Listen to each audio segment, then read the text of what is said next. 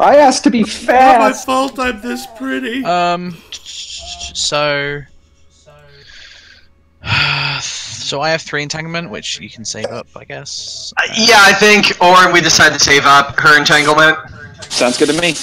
Cool. And then I have 3 saved up already, and then you haven't given me any, so you can have a whammy.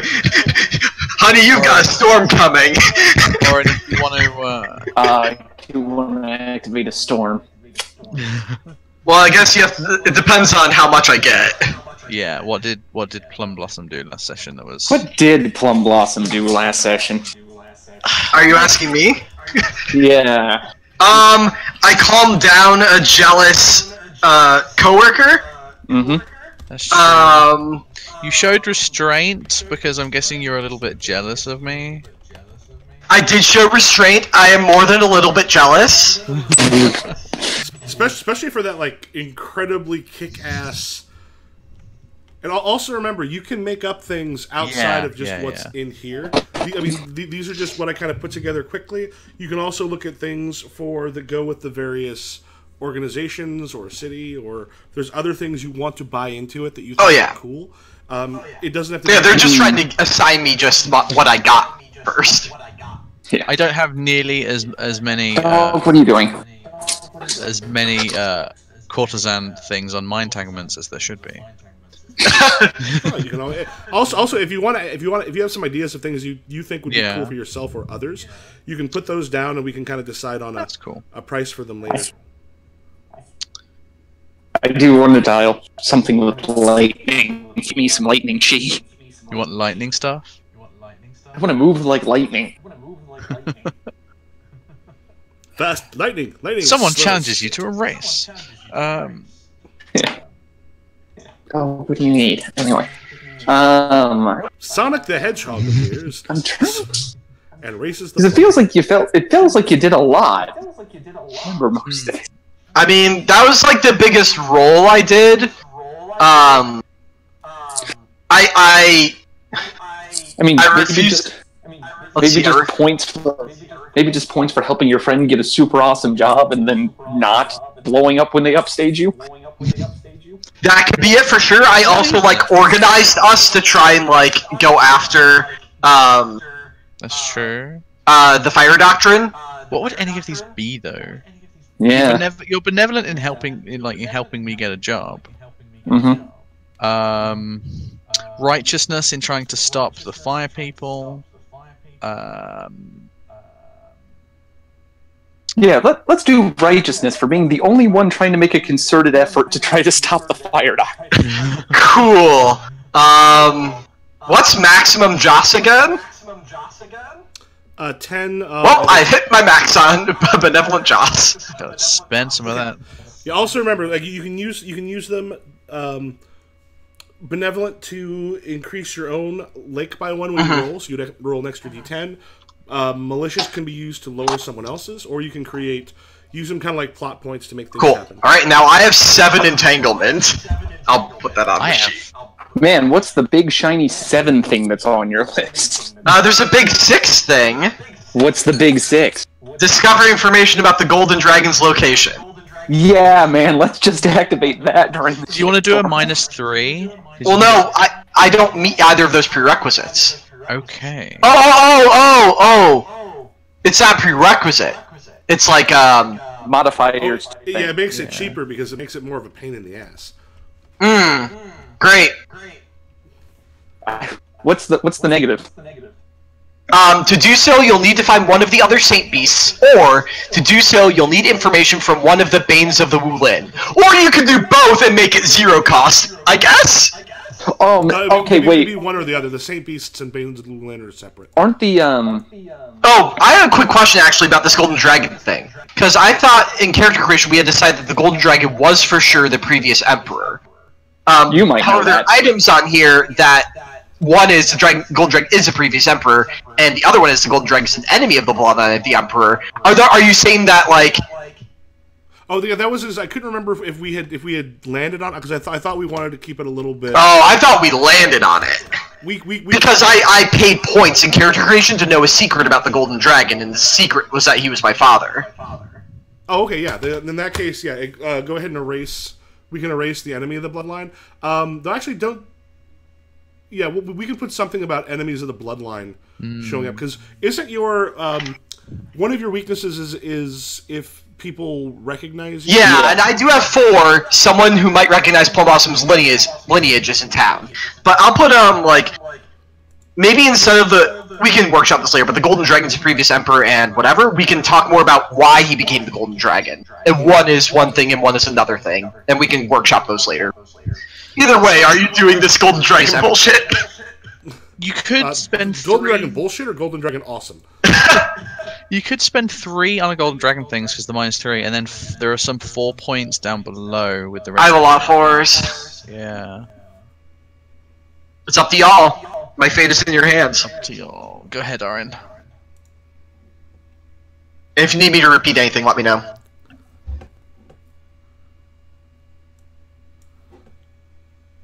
Orin, no. Orin? Maybe he went to do dog stuff. Because his dog's bugging. Well, like I said, what are your ideas? What if you had to choose? It sounds like you want to go for one of the Golden Dragon ones.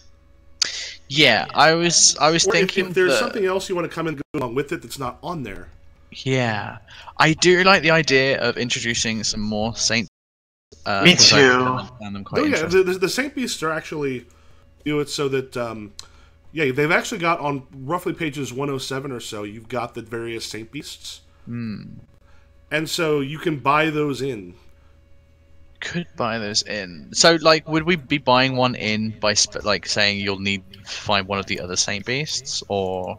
Well, if you kind of buy one in, it means that character will become a part of the story, and it might be a separate one. I mean, if you buy it in, you got to go to one of the Saint Beasts. You'll have one. If there's a specific Saint Beast you think is cool, yeah, Orin, I'll let you guys decide that. I'm going to try to fix Discord so I don't drop 400 times a second. Okay. My idea was I wanted to either activate the Saint Beast or make you fight the Fire Cult more by activating the Bane of Wulin thing. Yeah, Lexo's leaning towards the beasts. Yeah. Let's go with the beasts. Yeah, I would say, of course, you can also buy either of those separately outside of that. That's true. Let's go for the beasts. Okay, I will highlight that and then spend 3 points, so I have 4 points left. But do we need, so now if we actually want the Saint Beast to appear, we need to buy them in. Yes, I guess. I mean, I might kind of go through and put some stuff in anyway, but there's the one that says you have to find the Saint Beast. If they buy that, you don't have to buy in a specific Saint Beast. We just if you want to buy in another one. Yeah, they did just buy that in. Sweet. Okay. So you have 4 fun points. God, there's a lot of bad 4s, ain't there? The Pleasure House expands its business. There's a really nice 4 you could do, you know, right around here. You could do this 4 right here. Look at this one, it looks fun. We could let someone's life go okay for once. Yeah, I'm not really about that. Were you there when we played Wield? And we set up like a really nice floating kingdom in a pocket dimension, and it was its own thing, and it was really nice and happy. And then he blew it up. And then I blew it up. I'm shocked. Do you want me to read the possible 4 and 2 point options for Yorn? If you would, please. Like, my phone died, that's why I'm back on my Alright, so there are a bunch of them connected to the Pleasure House. Here they are. 4 points. A criminal faction tries to move on the Pleasure House. 4 points. The Pleasure House expands its business, coming into conflict with the other houses. 2 points. A jealous spouse interferes. 4 points. Someone tries to use Plum Blossom in a conflict between 2 socialites, nobles, or scholars. Those are all the Pleasure House ones. Then we have an unpleasant or pleasant interaction with a noble I know is in town, and then there's someone who might recognize Plum Blossom lineage is in town. So lots of horrible options to destroy my life. I thought one of the first 2 sounded pretty good, but I don't know what you're up for. I like the crime lord thing, but that just feels like I get to fight more goons. So let's pick up the other one, because that'll turn it into a political conflict. The Pleasure House expands, did you say? Yeah. the Pleasure House expands, and that turns into a political conflict where you can actually get involved instead of me just punching crime dudes. Oh my god. Alright! Highlighting that! 0 points, and I just spent 7, so I will add 7 to my entanglement spent. I love that the system just lets us choose to make our lives more difficult. Uh-huh! Like I said, if you're ever flipping through the book and decide this would be some cool things or other things, remember that this is not the only menu you have to sort of buy those there was one thing I had been looking at, but I'm trying to figure out a way to swing it in because I think it's interesting. There's a I cannot remember what it's actually called. It's called like Sword Sane like there's the regular book has something called the Devil Sane Apotheosis, which is like a corrupted version of an imperial technique. The Half-Burned Manual has the corrected version. Yeah. Like learned out of the shade of the other technique, but it's like imperial lineage. I don't know. That's some Golden Dragon shit. Yeah, I just thought like that'd be really cool to both have there and to just kind of pick up off of Colton, just like God, hey, look, super moves. I'm just gonna. Well, remember to a degree too, if this is one of those things you want to, I mean, because if you put the points into it, especially for something that would have you go after it, it doesn't mean it just sort of like magically appears in the sky. Like it then becomes that like something about that will become open for you here pretty soon, that you can then go and find the stuff. So that things that seem here, we'll put that on your sheet so we don't forget. I'll look up the direct name in a minute. Okay. And then my only other question is, I have marked on my sheet that I have 5 cultivation.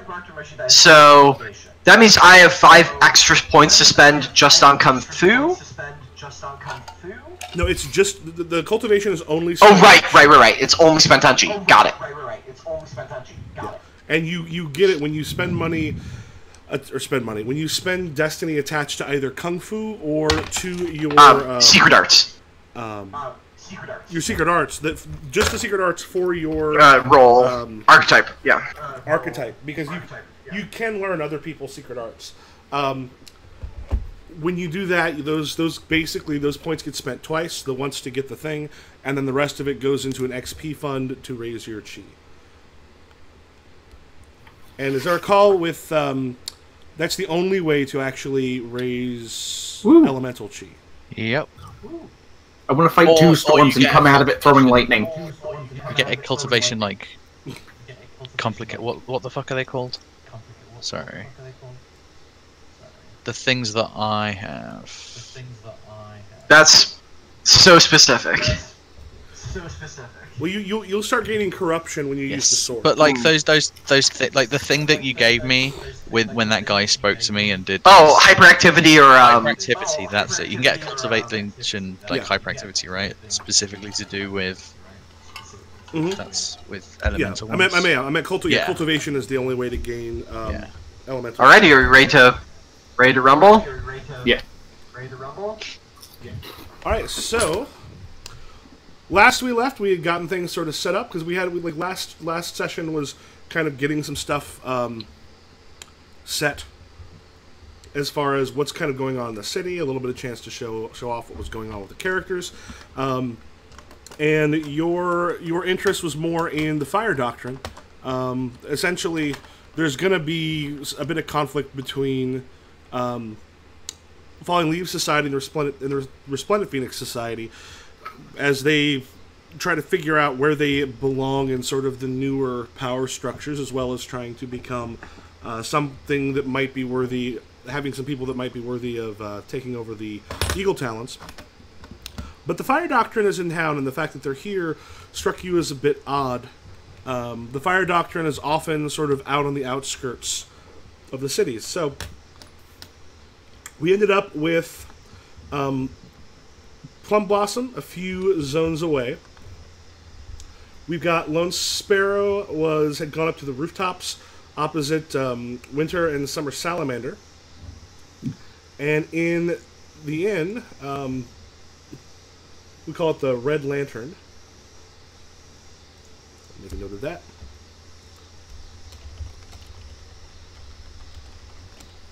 Kind of a dive bar inn. In the inn, we had Pale Orchid, confronted by Hooded Cobra, who wants your uncle's sword. I guess I'm just gonna have to give it to him, right? Okay, give it to you. Wait, what? Yeah, here you go. That's not what I was expecting. No, immediately. The conversation's over. She's just gonna fucking go ham this guy. Yeah. So, if you'll look towards the... Oh, let me make sure we're all on the same sheet. We are not.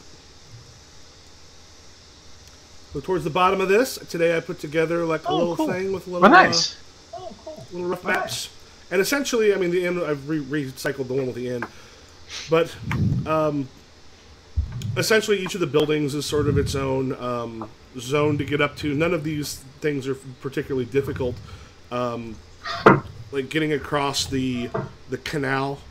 It's going to be a little harder if you want to be on the canal itself, but getting across it. Pretty much, there'll be some zones which are 10s for the most part. If you end up on the ground, I'll just draw a couple of those in really quickly, but those are going to be fairly wide. So it's more, are you in the buildings, or are on top of the buildings, or are you elsewhere? And the inn itself has got the kind of the list, the upper section, as well as a another section on the ground floor.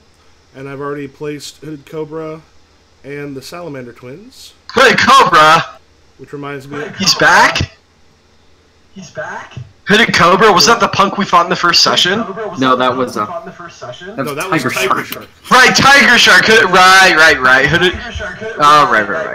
Oh wait, was Hooded Cobra the like kind of charismatic guy? No, that was Fire Eagle or whatever his name is. Right, that Red Eagle. Hooded Cobra literally just turned up like at the last 5 minutes and was just like, "Yo, give me your sword." I saw him first. He was asking me about if you existed or not. Great. Okay, so Because someone bought for you, someone recognizing the sword. So I'm on the right one, the right image, right? Okay. Yep. How do I put my... I totally forget how I put my fucking... Oh, so you should be able to... Let me make sure that these are... Oh yeah, there I am. Your character... Yeah, they're kind of right up like above. Here. Yeah, I'll finish just kind of throw... Tiger Shark's still there. He's just kind of hanging out up in the city.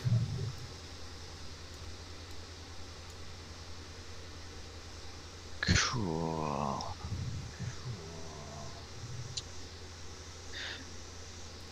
Very quickly. I'll do a couple quick... Oops. Part of the map. I need object tokens. So, do I roll before or after stating intentions in combat? So first you do initiative. Remember, you can't really state intentions until you roll, because the dice you roll will make a difference on those. Cool. So I guess I'm. Okay. So I am quickly putting in a few zones. The other zones are going to be by the houses, essentially. Alright.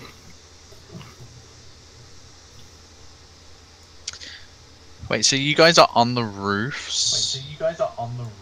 Or inside? We're on the roofs. Yeah, on the roof. Okay. Yeah, and then the Pale Blossom, you were Pale still Orchid. a little further away. Or Plum Blossom. Or Pale Blossom. Plum Blossom. You were should we all roll initiative now? Let's go. Yeah, so everyone can go ahead and roll. Hell yeah. Hey, look, interesting times. God, already? So I've got to roll for 3 here. That was maybe my mistake. So you both got 2 doubles. Wait, hold on. Yeah, so both of you got 2 doubles and I got a triple. I'm just gonna... Nand, is activating interesting times on initiative doing? I think that those are for... Then we'll save them.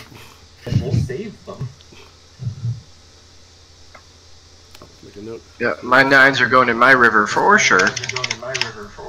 Oh, I already had 10s in my river from last week. It only Those are gone. Those will have gone. Or no, yours actually. No, yeah, I don't think we rolled when you talked to them. I had 10 from something else, and now I have new 10s. Holy shit. Is this roll just for initiative or for initiative and movement?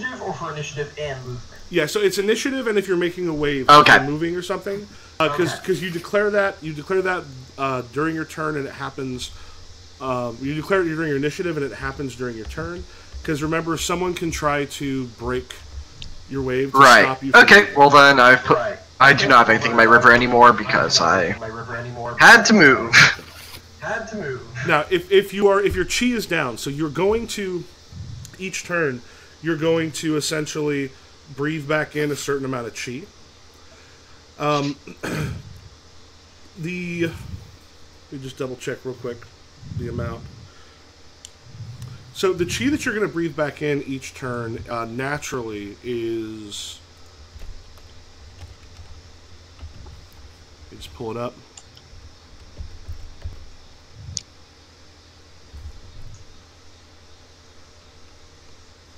Yeah, 169 is for the breath.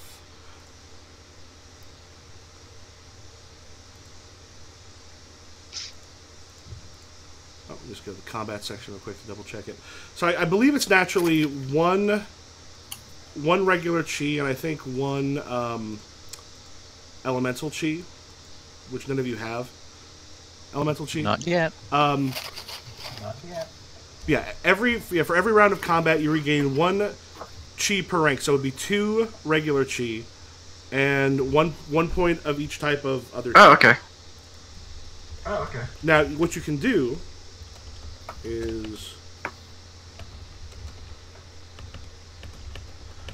an elemental chi costs double, or counts as double if you're using it on the right thing. You can also do a focus on breath, where you can go, okay, so what I want to do is I want to put some stuff in to gain extra chi. Now, you can't go above your maximum, and it's your archetype skill will make a difference. So you focus on breath, ends up being, if you get like a moderate, a 20, it's 1 chi. If it's 40, it's 2. If it's 80, it's 3 extra. So that's something you also can do during the, that's something you can also do during the initiative roll. Cool. Okay, so all those things happen there. So for the most part here, it's moving and when you actually go. So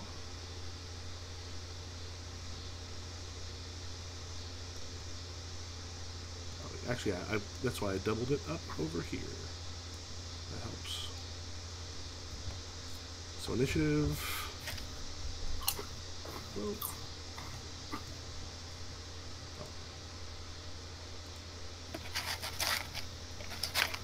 Okay, so we've got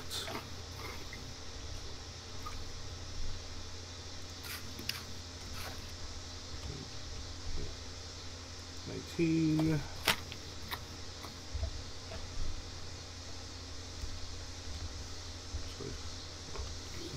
Here. 2.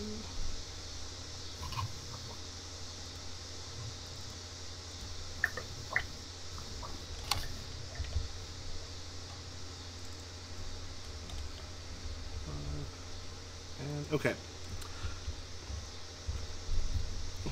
Okay, so my people have all of theirs spent. Okay. I need to look at something. So 29, 24, 27.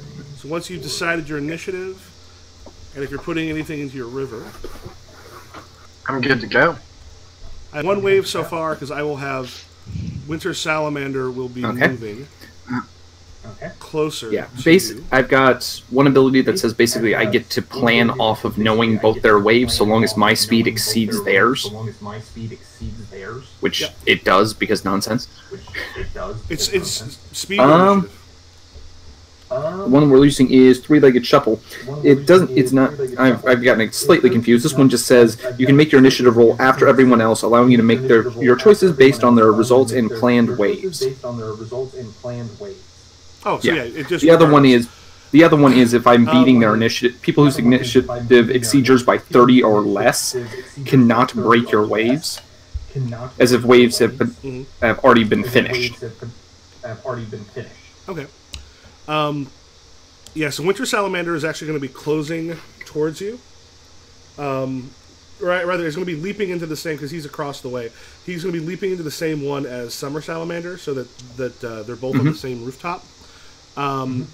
He's I have a 28. 27 initiative. Summer has a 24.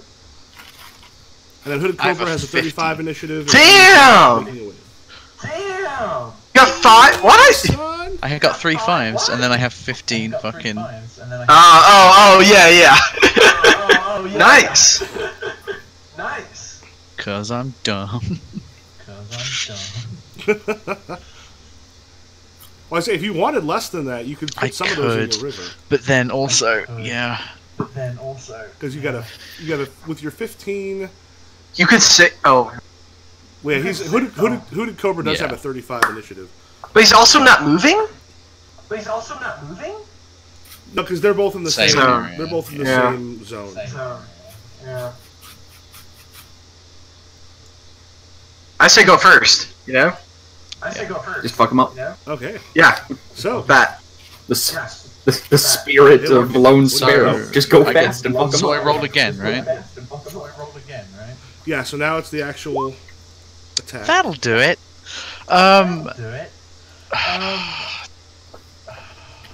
That sure is 3 9s. Holy crap! Now, so if you can do, like, I don't think you have a thing that gives you secondary attacks. No, I don't have secondary attacks yet. But I also have 2 7s. But you do have things like Disorient or Disrupt, which allow you to attack people's stats or Plus, don't you have, like, Priest's Arts? I do. You just curse the shit out of this guy. Yeah. And if you have the quick work for that, you can actually attack. I don't have quick work for that, actually, yeah. Okay. So I just want to hit this guy really hard with my 3 9s, and then maybe use my 2 7s to... What are the other options? So if you look down where you've got that sort of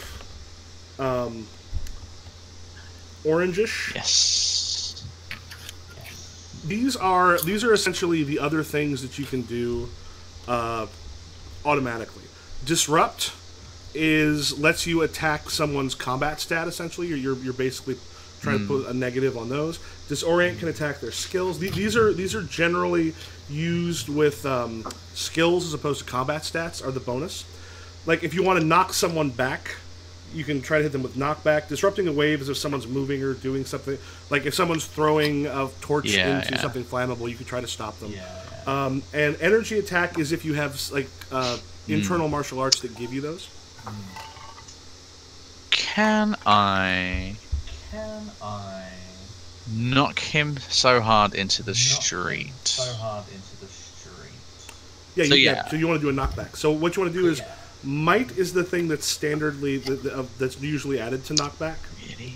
It's the one that generally makes the most sense. So hold on. So first I just want to straight up just hurt him. Yeah, so that would go into the attack. Where is that? Main attack. There we go. So 3 9s. My strike is 15. Do I get a bonus for that? Oh yeah. Oh,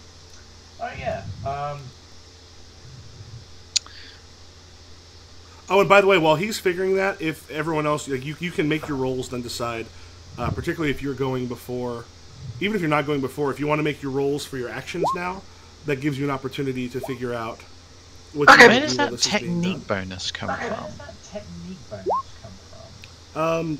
Technique, like usually, so your martial arts, when you buy techniques, what those will give you is, it'll say like it raises a certain thing to a certain level, like permanent plus blah blah for whatever. Those are fairly common ones. Man, I'm sure going to dump all 3 of my 10s into an area attack.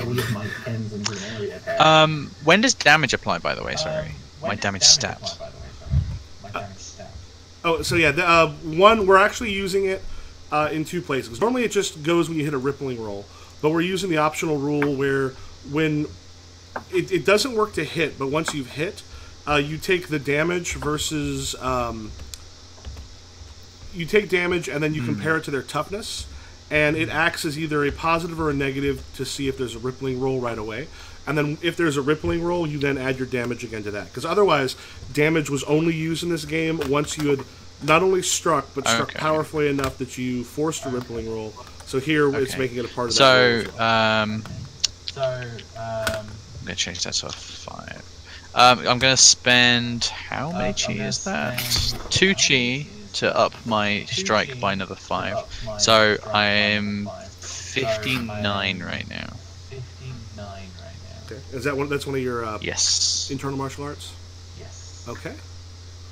Now, if you want to describe, because partly how you describe it will make a difference on how they defend. Because if you've got someone, for example, who's super good at dodging, and you describe something where it would be more difficult to dodge, they actually get a negative to the dodge. Or if you have something where they're super good at blocking, if you describe it the other way, he's actually the same.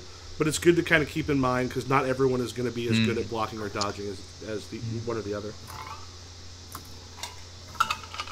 Will I be able to make it into? There's a. Oh, I see. They're 2 zones away, 3 zones away. You can actually just leap across the rooftops. The roof is a zone. Okay, so I'll be in their zone in 1 move.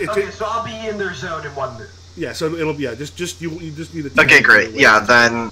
I'm in. Oh wait, I totally have to put things in waves. Oh no, I'm sorry. That was for moving there. You're actually a little further. Oh, okay.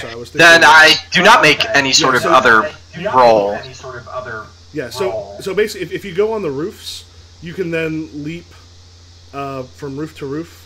Gotta get there, or you've got the 1, 2, 3, 4. Well, I'm going roof to roof. Yeah. So I'm going roof to roof. Yeah. So your big thing there is now moving towards it. They'll be trying to come together under the same. Yeah. So is there anything? So I rolled again, but I shouldn't have because all I can do is move. Yeah, unless you've got a. I do not have range unless I mean, I guess I could. Well, I have quick work, so I could attack with a secret art, but since they're in a different zone, they probably can't like hear me or like. Yeah. Okay. Then I will delete that roll really quick. Okay. So. Yeah, my character's gonna, because, like, she went, like, super close to them to, like, talk in, like, a hushed tone and says, like, yo, no, we're fucking fighting now. She's gonna take, like, a step back and then just sort of fucking... Yeah, I think,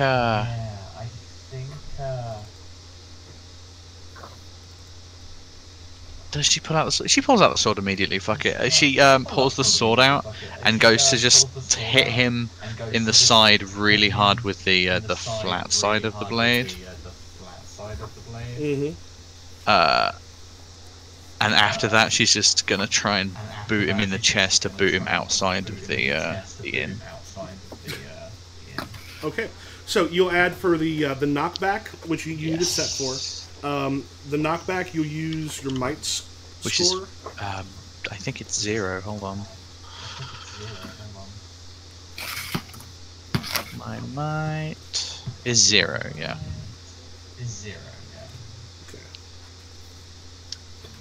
So it's just a flat space. Because they're both in my same area, so my strike is 59 to hit with the main attack. And then I have an extra 10 damage whenever that applies.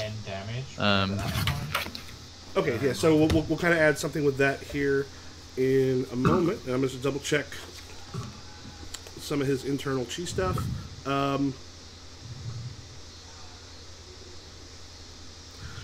Okay, so yeah, he is going to use a 4 of his chi. So yeah, as you're coming forward, it's gonna be pretty clear to him quickly that like, holy shit, you're on par for this one. Yeah. Which will give him a plus 15 block and a plus 15 toughness for this round.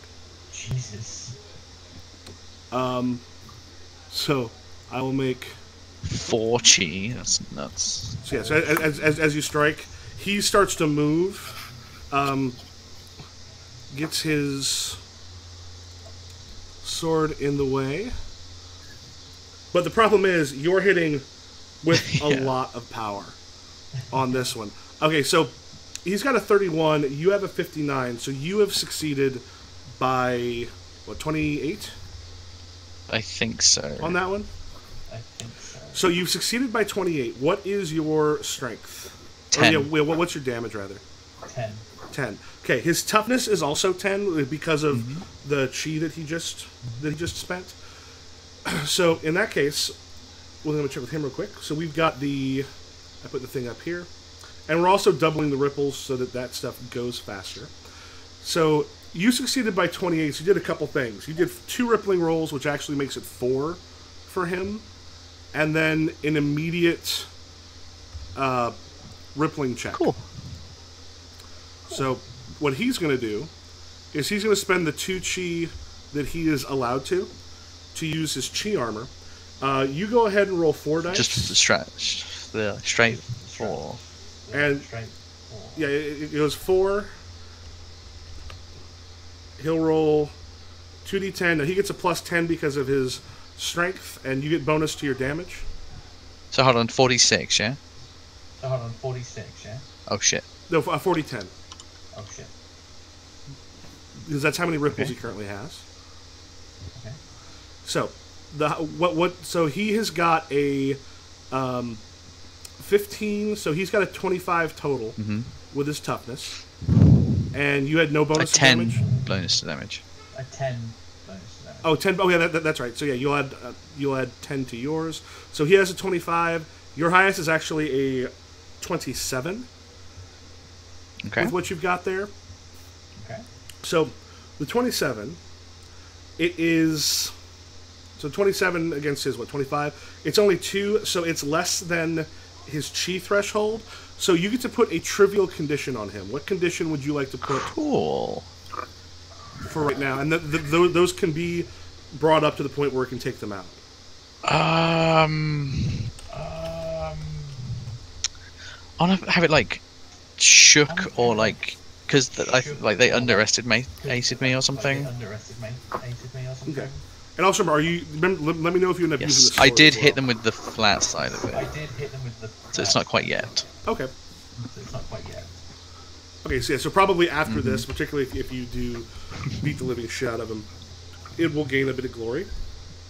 And then what he put into stopping you from getting thrown out of it, the most he could put in there was a 17. His might is a 5, so he has a total of 18. What was your total on the 20? Was 27? Okay, so you knock him into the street. Flies out of the door. Yep. So yeah, as you hit him starting up with the sword, you just boing, you just bounce him into the street with the flat of the sword, striking him a whole lot harder than he thought, and you may even be a little bit surprised. Yeah. Like how hard you hit him there. So those 4 ripples he has remains. So he keeps those 4 ripples, and other ones will be added as the combat happens. All right. Yeah, I'm burning the 3 10s and putting them all into the main attack, which I'm going to use the ability of spreading the golden feathers to turn this into an area attack. Again. Okay. Well, Summer Salamander won't be over yet. Because he won't come over until his initiative. Or do you want to... Yeah, I think the idea was, like, if I could predict him jumping down, or, like, the 2 of them being in the same area, I would have waited at least for a second. And then the second that they were together, just blow the crap out of them. Okay. So what I'll do is I'll let him leap over here first. but they'll both get a chance to do something because you're arriving. You're holding it for that. That's fine. Yep. Okay. That's fine.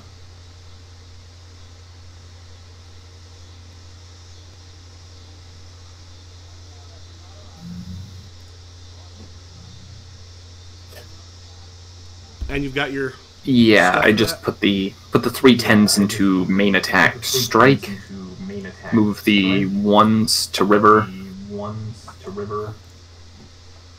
So they should be going up against a 50.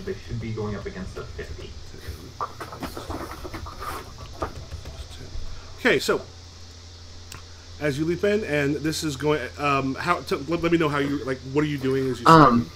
We're on the roofs, right?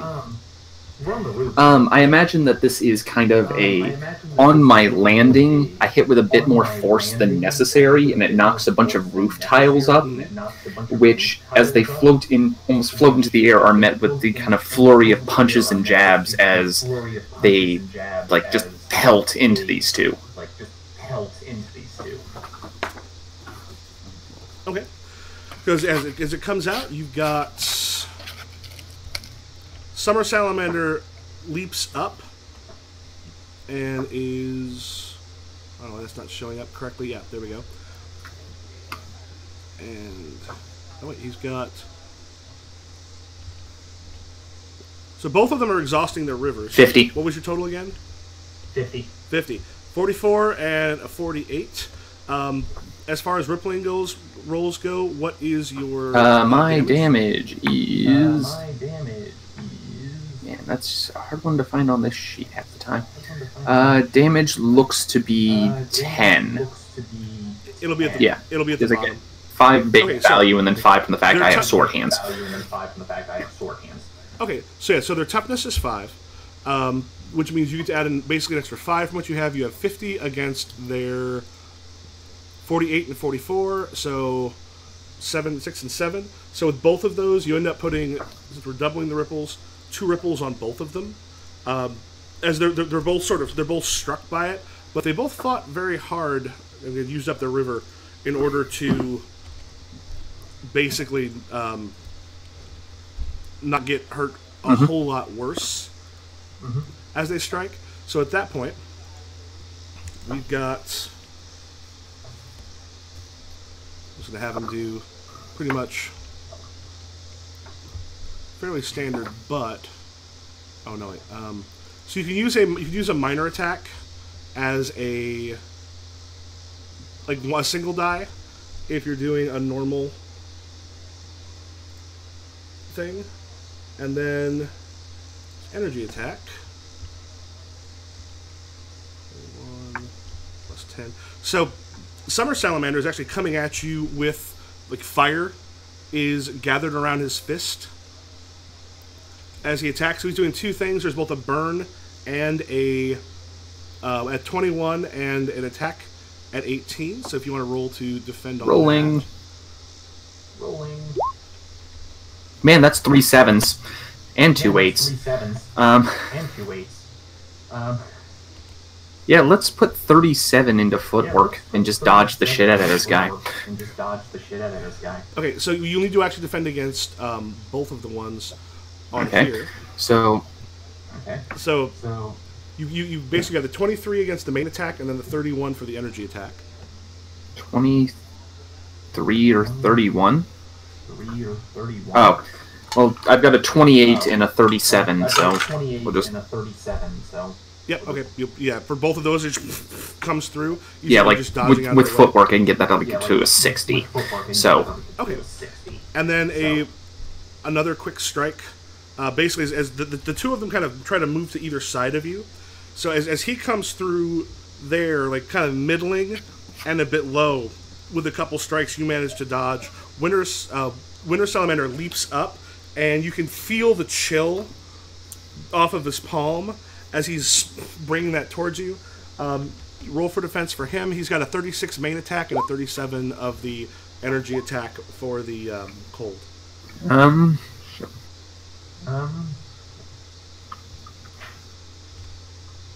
Assuming both of those get plugged into dodge, I can dodge on a A 52 and a 44. Yeah, for both of them. Jesus Christ, you're fast. Yeah, so he's coming through. You're just like, you're twisting in the air. Just... 1 second.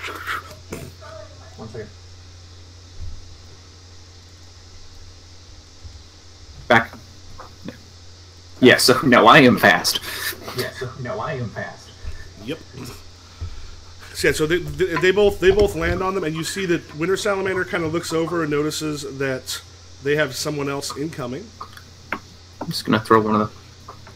And at this point, Hooded Cobra is 10 into that river. All right, wait, I can do this with Hooded Cobra because.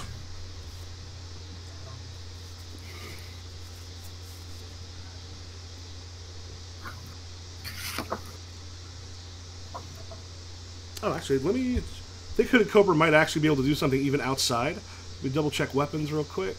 Is it flexible? Yeah, in the future I need to make a...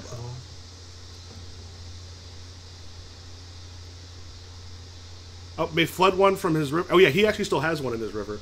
So, yeah, he can actually try to attack you in an adjacent zone. So what he's going to do is he's going to use one of those 6s from his river. He's actually going to try to essentially knock you back where he is. Get over here. Yeah, basically he's doing... as his chainsword whips through and is... Oh, whoops, wrong one. He'll have a... So it'll be might to resist against his knockback, which is a total of 31, and his main attack has got a 27 as the chainsword whips its way back into the inn and attempts to like wrap around a leg and flip you out.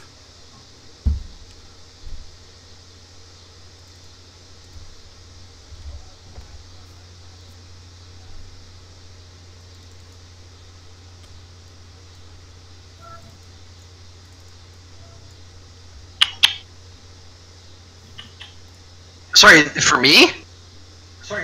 Oh. No, that's for Oh, okay. Sorry, what was that? So he could be because Hooded Cobra's got a flexible chainsword.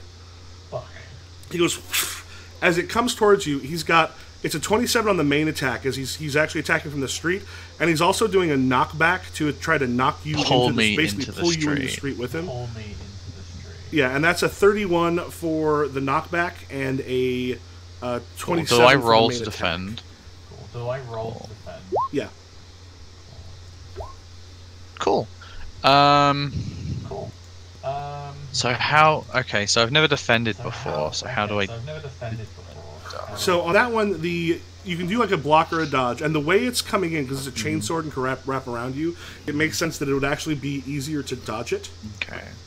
And it would be a might for either might, or you might be able to make a argument for finesse to essentially try to avoid the chainsword having it pull you out. Okay. So what was on the actual attack? So what are the numbers I'm defending against? So the actual attack is 27 on the actual attack and 31 on the knockback. Okay.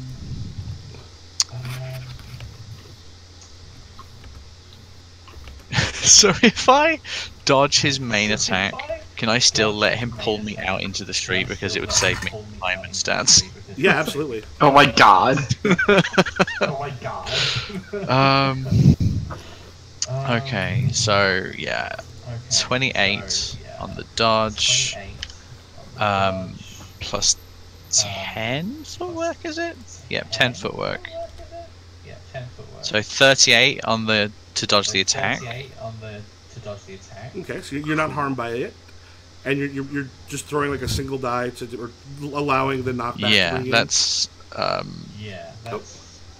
7. But also I'm adding the 2 3s to the river. Cool. Okay. So yeah, basically he pulls you out into the street. With him, you actually manage not to get sliced up at all by any of the other ones, and I'm right now. I'm just rolling. I'd already rolled initiative and stuff for the next ones. Oh yeah, more initiative.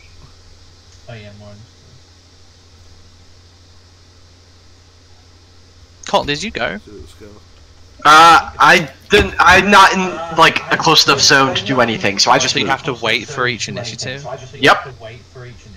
Well, no, actually, no. On this one, someone Oh, came to you. yay! So Yeah, like so.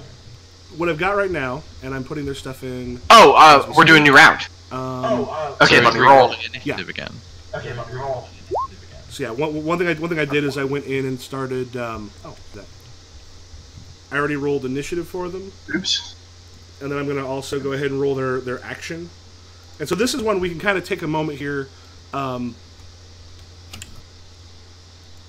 Roll for their action ones. So it gives me a little bit of time while you're figuring some stuff out to have that done. So ideally we can kind of go through and spend a little more time on the defense aspect of it, because we can already have some time to decide where we're planning on spending it and altering it if it makes sense with what happened in the Question. I've asked this before, but what are the things you can do on an initiative roll? So the thing with initiative is you got regular initiative. If you've spent chi, you can focus on breath to try to gain back even more chi than the standard that you get back. And you can also do a wave. Which is basically you're trying to cause something to happen. Okay.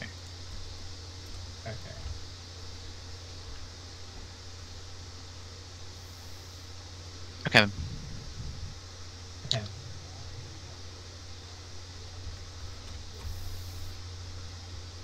Okay.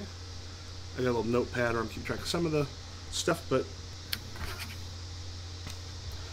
Okay, so initiatives, I've got 27s and 28s for initiative, and Winter Salamander is going to go to meet the incoming... Plum Blossom? Is that Plum Blossom? Yeah, Plum Blossom. On the... we'll say it's on the rooftop that's directly south of you. Do we make a new round of initiatives? Yeah. Yep. Hey! Oh my god! Oh my god! Jesus. Do you get double? Fuck off! If you I already have a 10 in my river. If you get 3 10s, is that double interesting times? Nope, it just means there's a very good chance of interesting times. I've already used one I've already used 3 10s this time, so let's keep going. And so, for interesting times, for people who do not have you gain entanglement for every time you use interesting times, it's just a complication. Let's store 110 in the river. Yeah, it creates some complication along with it. Okay. We'll put the 22 in speed, and we make waves now. Yeah, if you're moving or doing something along those lines, you make those now. So, can you describe waves for me? Waves are essentially like what is something you were thinking about doing during? It's an action you are taking that takes place on your initiative that someone else could try to stop. Okay. Movement is the most common. Could also be. Other like physical actions and stuff you're doing. If someone's trying to throw something flammable into a fire, if they're trying to hold a cup of wine on the back of your hand without dropping, stuff like that. But it's nothing to. But you can't do stuff that would. So, for example, if I had to like throw my hat at his face, towards his face to just like distract him or make it harder for him, would that do anything as a wave?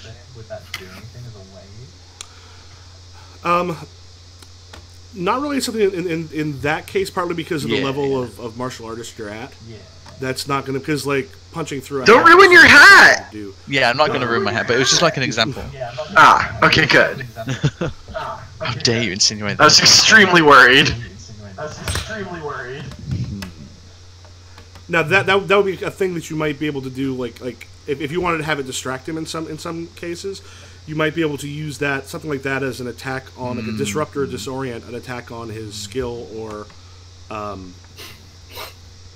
like on one of his skills or one of his stats. Cool. Then I guess I'll just do my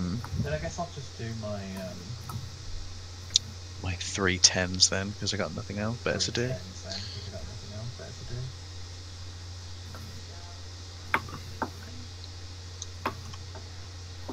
Okay. Yeah, so initiative 45. Yeah, just spend those 10s. Oh yeah, can I interesting times them as well? I don't think you do interesting times. You don't do interesting times on, and it has to be on. No, because I can't. Like you don't do interesting times Because on. I can't get rid of the 3s from my river, then add the 10s, right? Because God damn it. Correct. Okay then. 10s in the river.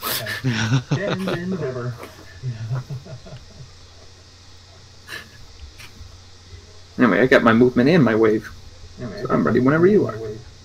Yeah. And I'm also going ahead and putting in just their attack stuff to help that go a bit faster. Like once you've got that stuff in there, if you know what you want to do, you can go ahead and roll your attack, and then alter things if something happens. Because I think all of you, except for Plum Blossom, everyone else is going before. Pretty much.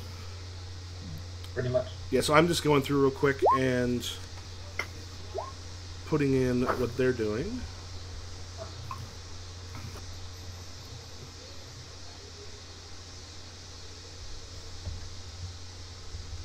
I will also make my action roll. Oh yeah, let me do my action roll. Do do do. Oh, there we go. Holy shit. That's my repair right now. Alright. 10s. Let's hold on to them.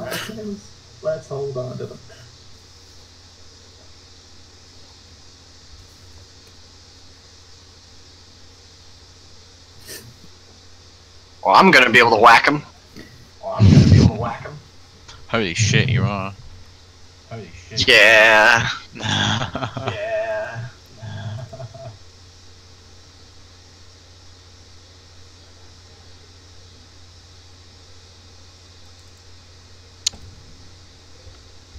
Okay, so I basically got all their actions chosen.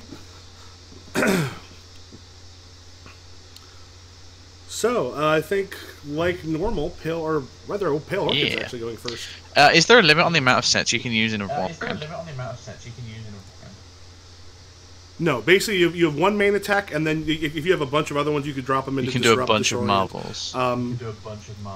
Yeah, basically you get secondary attacks with usually a internal internal martial art. Do something real quick. Okay. Yeah, and for everybody else, if you want to make your attack roll now, I've made my strike. I'm gonna punch this. I'm gonna punch the salamander who decided to stay. Okay. So, yeah. So, like for example, I went through and already. It's one of those things that maybe to make it go a bit faster, it'll alter some river stuff a little bit probably, but particularly when there's 3 going on, I am at least just going to spend it on the action, which means their defense will take a little bit of a dip because they're not going to be able to use river for that. So it'll alter a few of those things if you go before them, but it will save a bit of time. So I have done 45 on my main attack. Then I'm going to use 24 to disrupt a combat stat, I guess? Okay, what would you want to disrupt with the combat stat? Hold on, you've written down what I can attack, right? Footwork, strike, damage, block, or toughness. And these happen after the main attack. They kind of happen simultaneously because they can choose how they want to sort of defend against. So if I was to say attack the combat stat block, would that affect my main attack this round? Like their block or their footwork? It wouldn't affect it this round, it would affect it next. Yeah, then let's fuck with their strike. Can I add another set to the same marble? But for a different stat? Cool. Sure. So hold on, that's a 34. Hold on, wait. If you just want to put it, if you just put it in disorient, and we'll know it's I going don't to be have the a same technique one. bonus, so I don't know why that's there. The technique bonus will change depending on what you're using. So if you want to describe kind of how you're doing it. Basically, she's fully using her sword now, and she's basically just trying to throw out strikes so fast that it's sort of like almost distracting, and like there's too many, and they're coming too hard for them to be able to like fully set up a proper like attack or defense, I think. Okay. So yeah, I want to disrupt their strike and their block, I think. Okay. So, unfortunately for him, if you notice, I rolled them in order, and it's like Summer Salamander, Winter Salamander, and the Hooded Cobra. Hooded Cobra did not roll a single. Bye! So I'm gonna just go ahead and put his under disorient and knockback for him. So if you want to describe how is like as you're attacking him, what are you doing to? Like I said, so like if it was from his point of view, they would just see like the sword coming in from like different angles way too quickly that they're just basically just put on defense the entire time, and even then it's hitting so hard and so fast that it's like hard to concentrate, and that's why it's disrupting their strike, so they can't like really set up attacks and their block, because they're like blocking is hard. Okay, so that's actually going to take away 5. I mean, he's using his chi once again to try to keep up with you, but like dodge would make more sense, but his blocking, he can make that a lot better. So he's a total of 33 on his block versus 38. your Wait. Sorry. 45, sorry. No, yes. you have a 45. So 45 against his 33. So we have 12, and then your toughness is what? 10. Or your damage is what? 10 against he also has the 10 on there, so that means we get 1 through with the 12. On the other two, he has, while he's defending, he's got a 15 and a 21 against your 24 and 23. The 2 rolls you had. 24 and 23. Okay, so That's without any extra skills, by the way. Without any extra skill. And that was, you said Block that was block and strike. what else? Block and strike. So he'll have a -5 on both of that against 24 and 23. Okay, I'll make that note because you can try to get rid of those. How many ripples? Yeah, so he's desperately trying to like kind of fend you off. You see him like pull up his inner things of chi as he's like trying to stop you from kind of getting deeper in. So what you're going to end up doing here is, once again, since you've succeeded with the rippling rolls, you succeeded by 12, which means 1 rippling roll, which in our 1 ripple, which in our case is 2 because we're doubling them, and then an immediate rippling roll. So he can once again spend 2 of his chi, so he's getting kind of lower on chi at this point, to try to protect himself. With that, he can use his chi armor for that. So he gets to roll 2d10, you get to roll 6d10. Jesus. Can I use chi to up that, or is it just... Because it's just, you'll add your damage, and he adds his toughness. But yeah, you're just going against 3 what sixes. he rolled on there. 36 against 36. His, 14. Or you have 46. Oh yeah, because you're plus 10. So 46 against his 14, which means you've succeeded by, what, 32? Now his chi threshold is 14. So you said, what, 32 was what you succeeded by? 14 times 3. Wait, is that 14 times 3 exactly? 32. I don't think so. Oh, no, it's not. However, that now gives... So, yeah, that'll be more than double his chi, but less than triple. So, yeah. Yeah, with 14, 28, 38, 42. Yeah, so not quite there, but it does double his chi, which will because he's got the trivial condition already. I think you'll actually be able to take him out with that because you basically be able to inflame, I think it would replace. It does give him a. What do you want the major? Dominated. Condition? Oh my god! Oh my god. That sounds to me like a breath. His ability to bring his breath back is going to be severely limited. Cool. That's what you get for using chi early on. All right. So, the next person in line would be Lone Sparrow. Yeah. I'm getting up there in order to basically, if the twins have moved out of formation in order to hunt down our incoming friend here, I'm going to just basically pounce on the other one. Yep, Summer Salamander is still with you. I am on him. It's basically after the shells of the roof stop raining in. I am right in front of him, sort of in a ready position. And he can feel there's definitely movement. The wind is moving with each blow, but it's hard to see the actual movements of it, as Sparrow's kind of throwing out each fist in strike and returning to ready position between the blinks of his eyes. And then I'm going to just punch him real hard. Yeah. Yeah. Pretty much.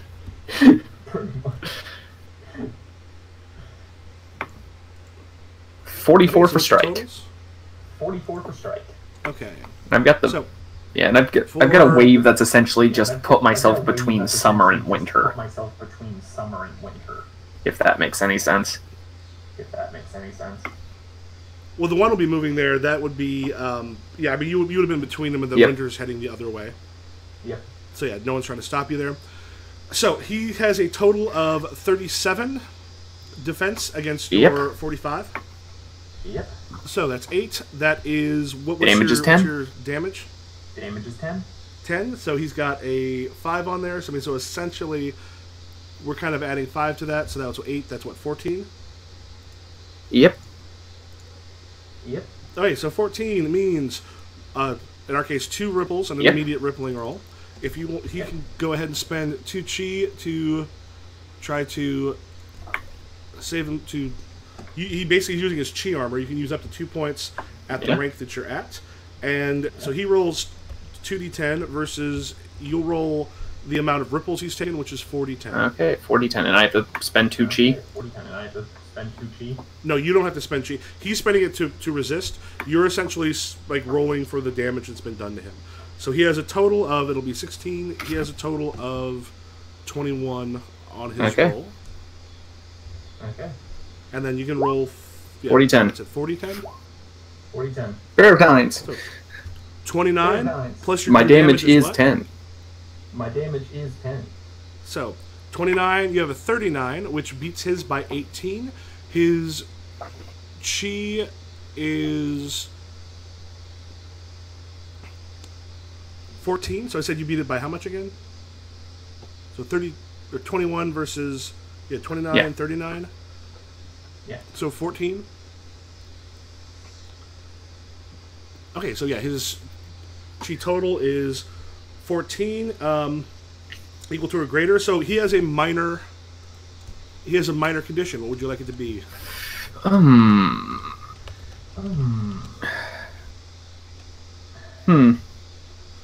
I thought about just trying to turn off the fire. The other one would be like basically somewhere in this assault, it's gotten him so flummoxed he's finding it either both hard to move and dodge. He's basically really unsteady. Okay. Yeah. Unsteady works. That sounds like it's a minus 5 action. That's what I'm thinking. So it's not working out He's particularly been well punched for in the head one too many times, and it's finding it hard to keep balance. Yeah, he tries to dodge out of way your blows, but it's just not working. As he's getting struck and getting a little bit punch drunk. Yeah, that's what he is. He's punch drunk. Oh shit! Did I? Oh, fuck. I think I accidentally erased his attack roll. Oh, maybe I haven't put it up there yet. Oh, wait. That should go there. Okay.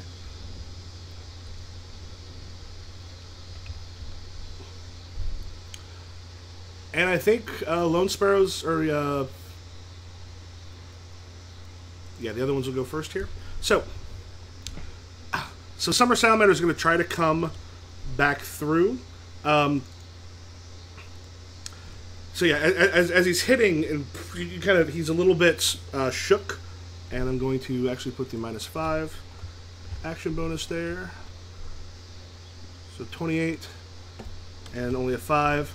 So once again, the flames are kind of appearing around as he's trying to strike, as he kind of comes down through the blows and then tries to kick out through it. Basically, what he's doing is just trying to get enough room that he can kind of get back to almost steady himself as he's kicking back and forth.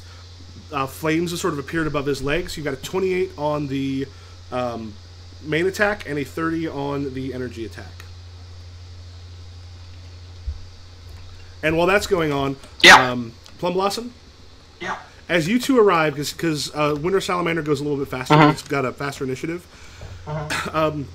As he arrives, he's going to try to drive into you, and he's got, once again, frost has appeared around his fists as he's hitting it and basically just trying to bear down on you with as much power as quickly as possible.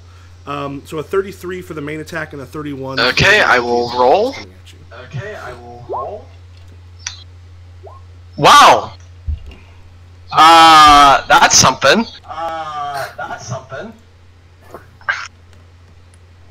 Holy shit. Burn them all! Burn them all! Nice. Yeah, okay, so let's see. Winter has... He has a 33 for... It looks like he has a 33 for his main, and... And a 30, and a 31 for... Oh, that's not in the sheet. Okay. Yeah. Oh, it's on the sheet, but it's over... Winter Salamander. So in the Winter Salamander in the blue, for some reason the thing is not showing up green for the energy. Oh, it's down below, so get the secondary attack. Okay. For some reason, it's what do I block energy attacks with? I mean, it's the same sort of thing, because the energy attack is essentially the cold as it's coming to you, and he's just trying to bear down as So can I dodge them both with what, like one dodge? It would actually be two. You have to have two separate. Oh, they're two separate rolls. No, not separate. I'm sorry, Okay, which I do have.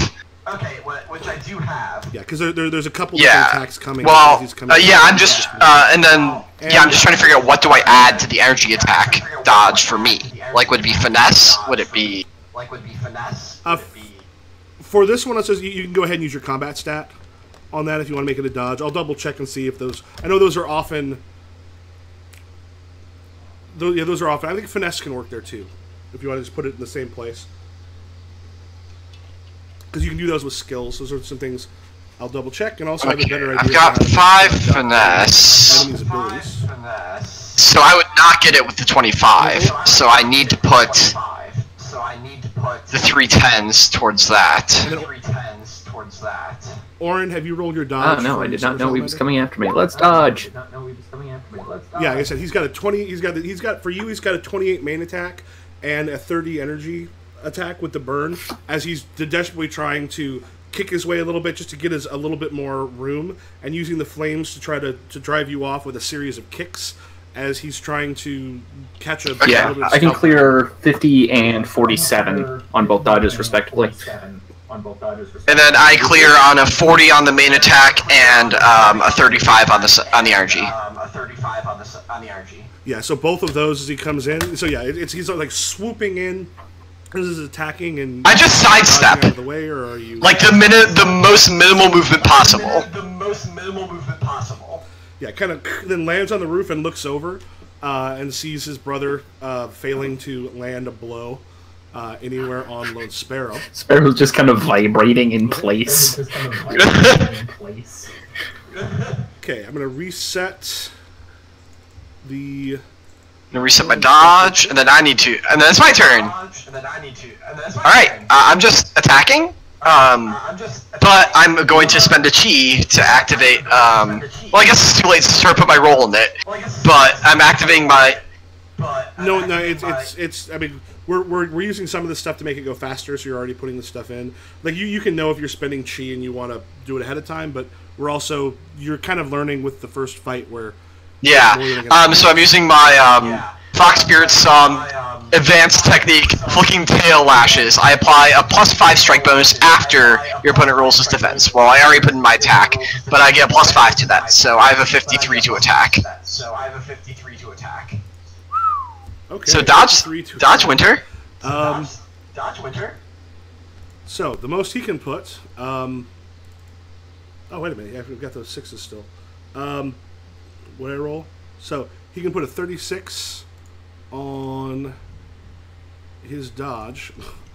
53. 53. Okay, so that gives him a 46. I'm actually going to use an external kung fu technique that I have. Oh, the external kung fu techniques are always in. Oh no, this one's a choice. When you make any rippling roll, you may choose for it not to inflict an injuring condition, but instead a passion condition, such as fear, awe, despair, or contemplating the error in their methods. Oh, Oh, it's not right now? Okay. Yeah. My damage is... My damage bonus is 5, I believe. Let me double check. Oh no, it's here. Oh yeah, for my massive sword, 5. Yeah, his toughness is 5, so that evens out. So he has a 46 against your 53. So you succeeded. I didn't add the internal technique bonus. Okay, so yeah. 53 against 46. That will not force a rippling roll. However, it will still give him 2 more rolls. Okay. If it's less than 9, if it's more than 9, it forces the bonus. But he also knows. But he also knows now. He's like those ripples accumulate.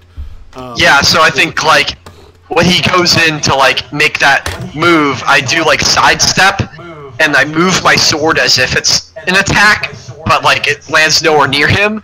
But I use the sword as like a center of gravity and pivot, and like throw a few kicks his way.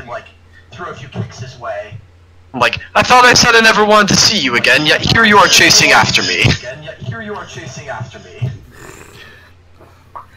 And it's you and your friends have become a bigger problem than we would have imagined. Please, you don't need to make an excuse to see me. Okay, on that one. So I will let Pale Orchid, as you have beaten the shit out of Cobra, as he kind of hits the ground, and you see him as he's scooting backwards. Defeated at this point. Like I don't know if you're gonna push the attack, but he's gonna lay down the sword. He's like, I surrender. Like things are bad for him. Yeah, she's got like the tip of the sword pointed at him, and she's got like this. She's breathing heavily because she's just exerted way too much.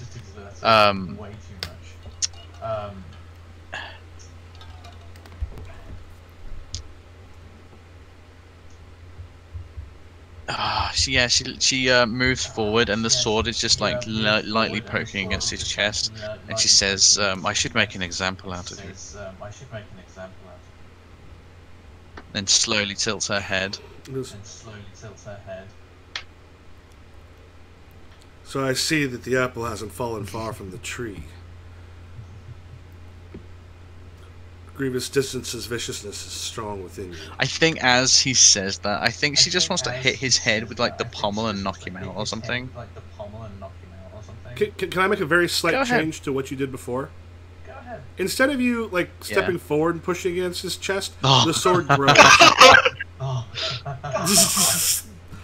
Because remember, since the sword can grow, it'll be 2 things. One, the sword will get 5 glory, which means you get the thing where you can strike in a further one. It also means you gain I get a corrupt chi. I'm so happy. So actually, you get 2 corrupt chi because the way that I'm gonna double check. I'm gonna double check the way it works because regular ones, when you have 10 points. Well, let's double check, and if you want, it's on the half burnt manual, I think. Yeah, if you're able to bring it up, because my iPad is over there, and it doesn't. It's a pain in the butt. And I've got several other PDFs open right now. So if you just want to double check that, so yeah, you hit him with the pommel. Yeah, just to knock, or like the flat of the blade, just to knock him the hell out. Yeah, he goes, and he collapses in the dirt, which leaves just 2 more people up and going. So if you want, you can make your initiative rolls, gentlemen, and then pretty quick after that, if you want to make your attack rolls. What the fuck? As well. Okay, that's a set. What is up with my ability to roll 10s, but only during initiative? Oh, I don't need to move now. That's great. Well, the river is already full of 10s. That's the exact quote. That's the quote to the corrupt chi thing.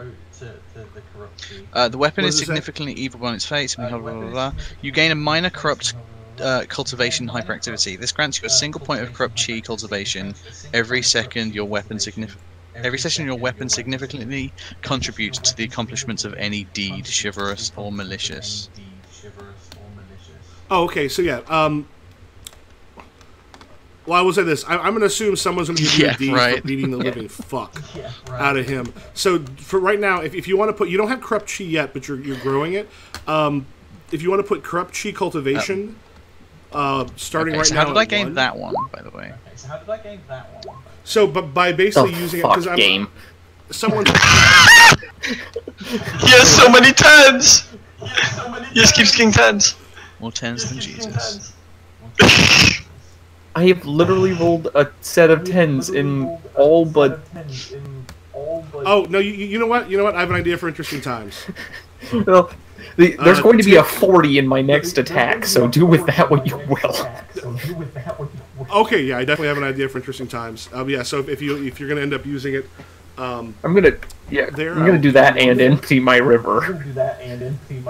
With the other 10s to just make that a 40 for the next attack.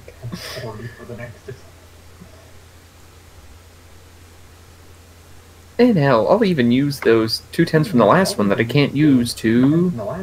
No, wait, I can do something with that. We'll make a wave out of those. I've got an idea for that. And just have a good turn. Right, so I get the 1 cultivation now. Which was for what exactly, sorry?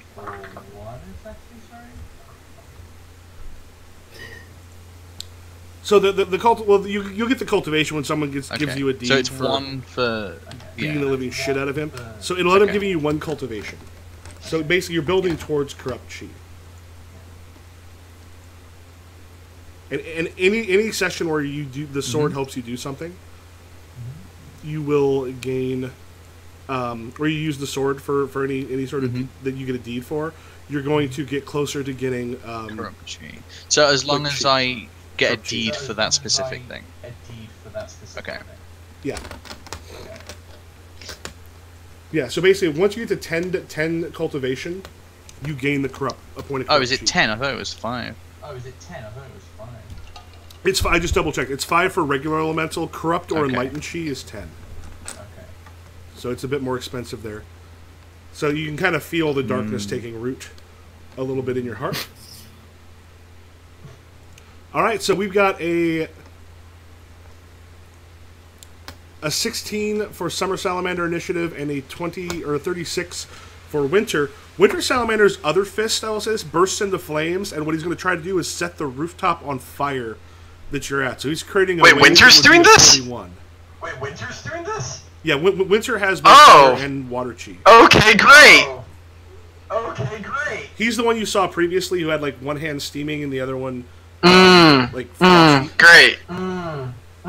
It's like if you've got it's harder to get chi if you've already got one that goes against it.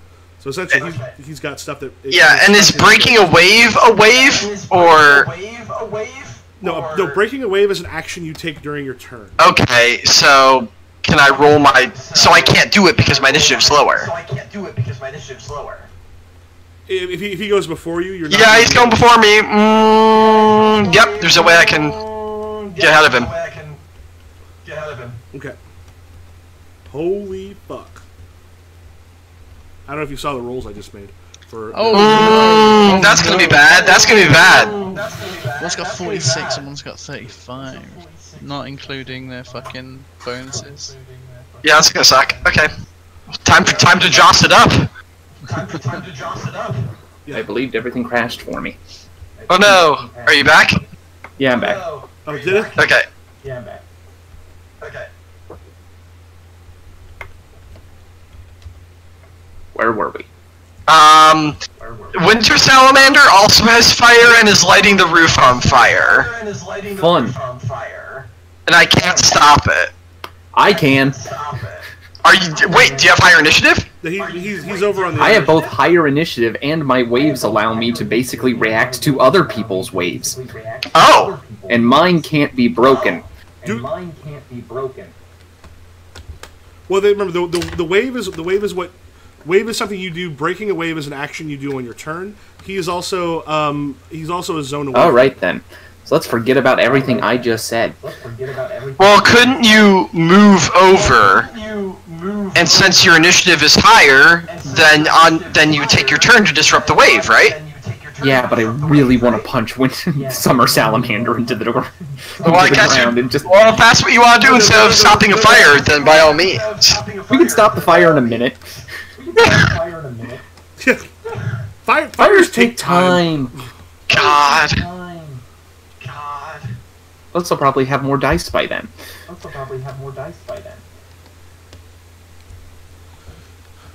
Okay, so yeah, Lone Sparrow, you get to go first. Then it is Winter Salamander. Then it's Plum Blossom. I will let you know that I rolled 4 6s. So winter, and I'll just let. On winter or summer? Defense. Damn it! On winter. If you want to roll defense, the biggest thing he's doing is he's just doing a strike against you for 51. So at this point, he's sort of set it on fire as he goes through and sets it on fire. If nothing's able to stop him, he then leaps up like a kick,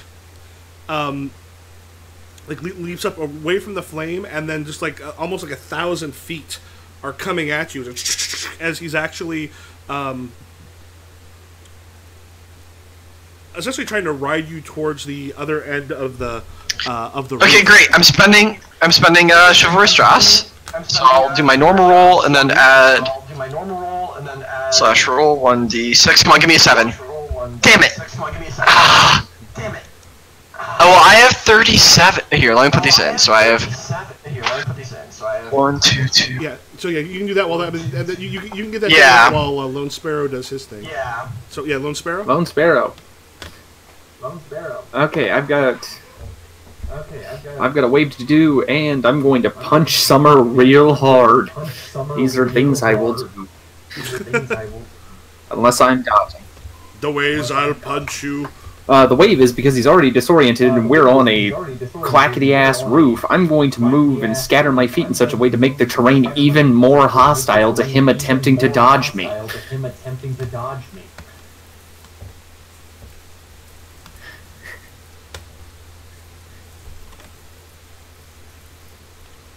Disconnect again. So he'll have a 34 as he basically tries to block it. Yep. That's all he can really do. And the main attack is coming in at a 60. Damn! Because interesting times. Oh yeah, you had an idea for interesting times. Yeah. Oh, I'm kind of using it there, but yes, yeah. So as the interesting times happens, you actually you hear from the Falling Leaves Society. You hear, "Hey!" And there's some people who have noticed, and you look over, and it looks like you've got some backup heading your way. And luckily, people remember you from helping out. Ooh, is what's his name? The masked guy. The guy I talked to. Mournful Ghost. He may be, but you got it. So for Summer Salamander, with as much as you hit him, Go ahead, roll 8d10 for his ripple rolls. Yeah. He's got 8 ripples. Yeah. He's going to roll his chi. So he's got his total against it is 17. That's 22. 37 plus other things. 37 plus other things. No, because you remember you do the set, so 29. My damage Plus, is what's your 10. damage? My damage is 10. 10. So 39 versus 22. That is a 17-point difference, which is greater than his chi threshold. So Summer now has a minor. He already has a minor. Do you want to inflate that to? Yeah, I'm just going to keep I'm going to keep punching him in the head to the point he can't stand up straight anymore. So we're just going to keep inflating this punch drunk kind of unsteadiness. Yeah. So and yeah, he's having kind of more and more of a problem with it as he is attacking. I'll just go ahead and do his real quick since we're right there. You can kind of roll that while then we go with how he's done it. His attack is now going to be at a negative. So he's attacking you with a 30 and a 32 on the burn as he's trying to attack. So Lone Sparrow, what did you have for your Plum Blossom? Great news! 52 on the dodge. 52 on the dodge. Holy sh! It's one of those things where it comes out and you're just doing that thing where you just barely... You can feel the wind from the feet as you are moving. And when he lands, there's such a look in his eyes like, the fuck? I should have knocked the shit out of you. I haven't danced like that in a while. Thank you for the workout. Because you got... Excuses. Because that's all you are. Oh, you got 3. Yeah, I got 3 sevens, and I have fucking good footwork. Go you. Because his 4 6s was not Nope. as cool as he was hoping. Man, I really wish I could use those 2 2s I got in that dodge for something else, because I have 2 2s in my river already. Oh, well. Yeah, Alright, I'll clear that. there's a 25, and I can't put a set in a dodge, so we'll just put the 19 in there. So that's a 50 and a 44 for dodging. Yeah, you dodge out of the way. It's out of his... Well, he's got a 30 and a 32. So one for the burn, one for the attack. Nobody can hit shit on me. So you have... no, I've only got the The 25. No, the 2 5s. Okay, which means you would either be able to get rid of a... or basically not take the burn or the attack. Oh, remind me. How bad is it to take a burn again? You can put a single... You can put a single Oh, die I did put a single die towards defense. If I can do that, then I did, Yeah, and so- I can still knock my numbers up above his attacks, because my dodge is just that stupid good. So yeah, your dodge is... Yeah. the 25? Yeah, actually, yeah. He's going to have a hard Yep. time just touching you at all. Yeah, so as those come, and you're just able to flip out of the way.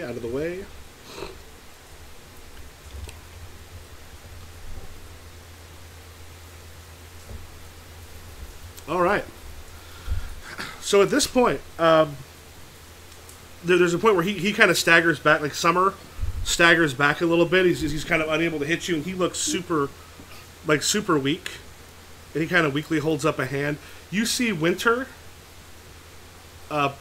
Yeah. Plum Blossom. Yeah.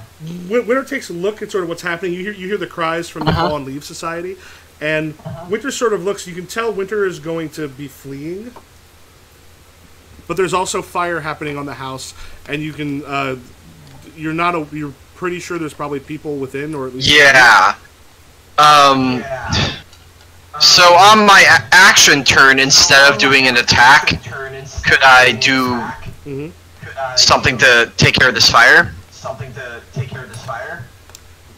Yes. So I think the fire thing was what, a 41? Yeah. So on that one, like, he'll be fleeing. Well, I rolled some good stuff. He'll be fleeing. But he'll be fleeing on his next turn. Yeah, because it's my turn. I haven't gone this round yet. Oh, yeah. Go Yeah. do your attack. Well, I'm saying if I can. Shit. Yeah. No. Okay. Okay. Go ahead and do your thing. Well then, first I will attack. So I got a 52 on my attack. Okay. Oh, whoops! What the hell? I don't know why mine. You rolled a lot. Yeah, because I was trying to type in my notepad, and for whatever reason, it happened there. Okay. So I'm just using the top one. 2, 5, 8, 8, 9. 52 for my main attack, and then I'm doing Ooh, could I disrupt his next wave, or only on this turn? Okay, well then, While he's doing it. do I know he's about to flee yet, or has that not happened? Okay, well then, I'm going to disrupt a combat stat of his. By flirting with him, so we can resolve the attack first. Okay. Well, I'd put both of those. Okay, so if I'm trying to just like essentially just like distract him by just like relentless flirting. So would that be my where is the name? My Inspire. All right, and my Cortisonal Art gives it a 15 bonus. So the attack is a 52 and disrupt is a 41. Okay, so most you can get is the 38 from the attack. What's your 5 damage again? 5? 5, and he's got his toughness of 5, so that will even out in the watch.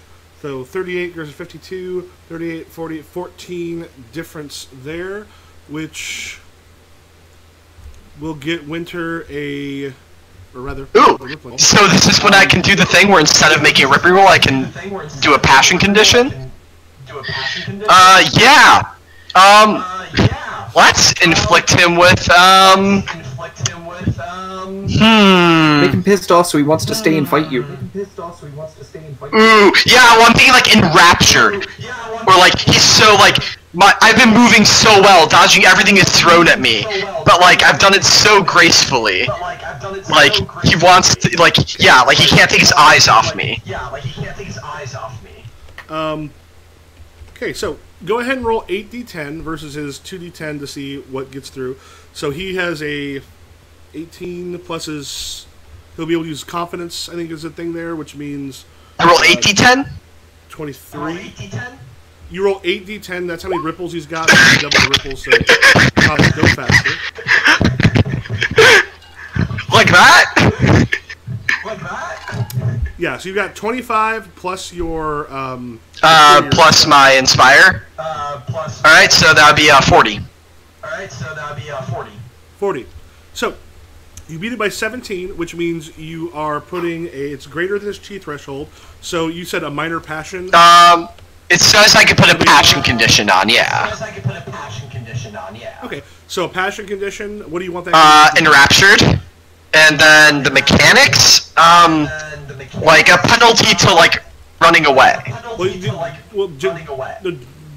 Generally what happens is, with those, you'll determine one, and I'll determine the other. I see. You want to go with the enraptured? Yeah, I'm going with enraptured. Which I think works for him on like a breath bonus or breath not bonus, a breath penalty. When he's not sort of because like his he's pretty low at this point. So at this point, as he sort of hits, the fire is growing behind you, and he's looking at you. He's like, "You move magnificently." Thank you. Now, if only we could move in so many different ways. We don't have to move like this. Just telling you now that my connection's gone to absolute crap and I can't understand what you're saying. Oh! Don't be surprised if I drop. Also, that super gives me my entanglement, my minor entanglement hyperactivity whenever I flirt with someone in battle, get +1 entanglement. Yep, so you get an extra, you get an extra limit to spend. I see. Yeah, at this point, he kind of has a moment where, as he looks over at his brother, who's having some troubles with. Yeah, he said he was about to drop, and then he dropped. We lost Orin. Okay. We'll see if he can end up maybe getting back on. Yeah, he looks over at them, his brother is having some serious problems, and Winter sort of turns, and like the fire's starting to build on the roof. And he's like, I'll be seeing you another time. As he's preparing to essentially try to flee. No. No. Oh. Orin, can you hear us? Hello? Hello. I Hello. connected via my phone now, so we can try things because my phone is no longer dead. So let's hope this is more stable. Okay. Cool. Yeah. No honor to even follow through. As you sort of hear the cries from the Falling Leaves Society underneath, and he's like, I prefer to dance one-on-one. Well... You started this 2-on-1! Yeah. I agree. But perhaps before you go, I look down at the fire at our feet. You and your brother said before that you weren't interested in involving the forests and the mountains in this, and yet you've lit their homes on fire. And at that, he kind of flips backwards. He goes, pity that. You should do something. And then falls. Fuck you, dude. Yes, Summer Salamander is on his knees. Yes. Lone Sparrow, just and trying to stand up. He's in some rough ways as he's like his legs are kind of shaky. I have a quick question. Wouldn't we resolve this by doing another initiative and seeing if he gets away from me instead of him just getting an automatic escape? Oh, were you gonna do Yeah, I was gonna try and do something about the fire, like, in front of him to just keep impressing him. Well, he'll end up having a 3 nights. Yeah. Initiative. Anyway, yeah, it's one of those things where, like, stopping him from escaping is its own wave, and that's big. Yeah. Well, it's not a wave. It's an action you take during your turn. Well, I would take the bigger wave. My wave would be to put out the fire, and I would do the 23 for initiative, so he beats me on initiative. Because I care more about the fire than keeping him here. Yep. Yeah. And then he would have the... Yeah, the 17th, so he'd have a 27 initiative, 48 Okay, wave yeah. to leave. And then I would have, yeah, 28 on my initiative. And then the wave to put out the fire would be, 54. Okay. Yeah, you're able to put out the fire. Yeah, just by swinging my sword around, like, so fast it deprives the fire of oxygen. Funneling it out. Yeah. My only objective right now is to keep Summer in one place because he has to go to jail. Okay. Yeah. Like Summer's in a pretty bad spot as he sort of kind of falls to his knees and raises his hands in supplication. He's like,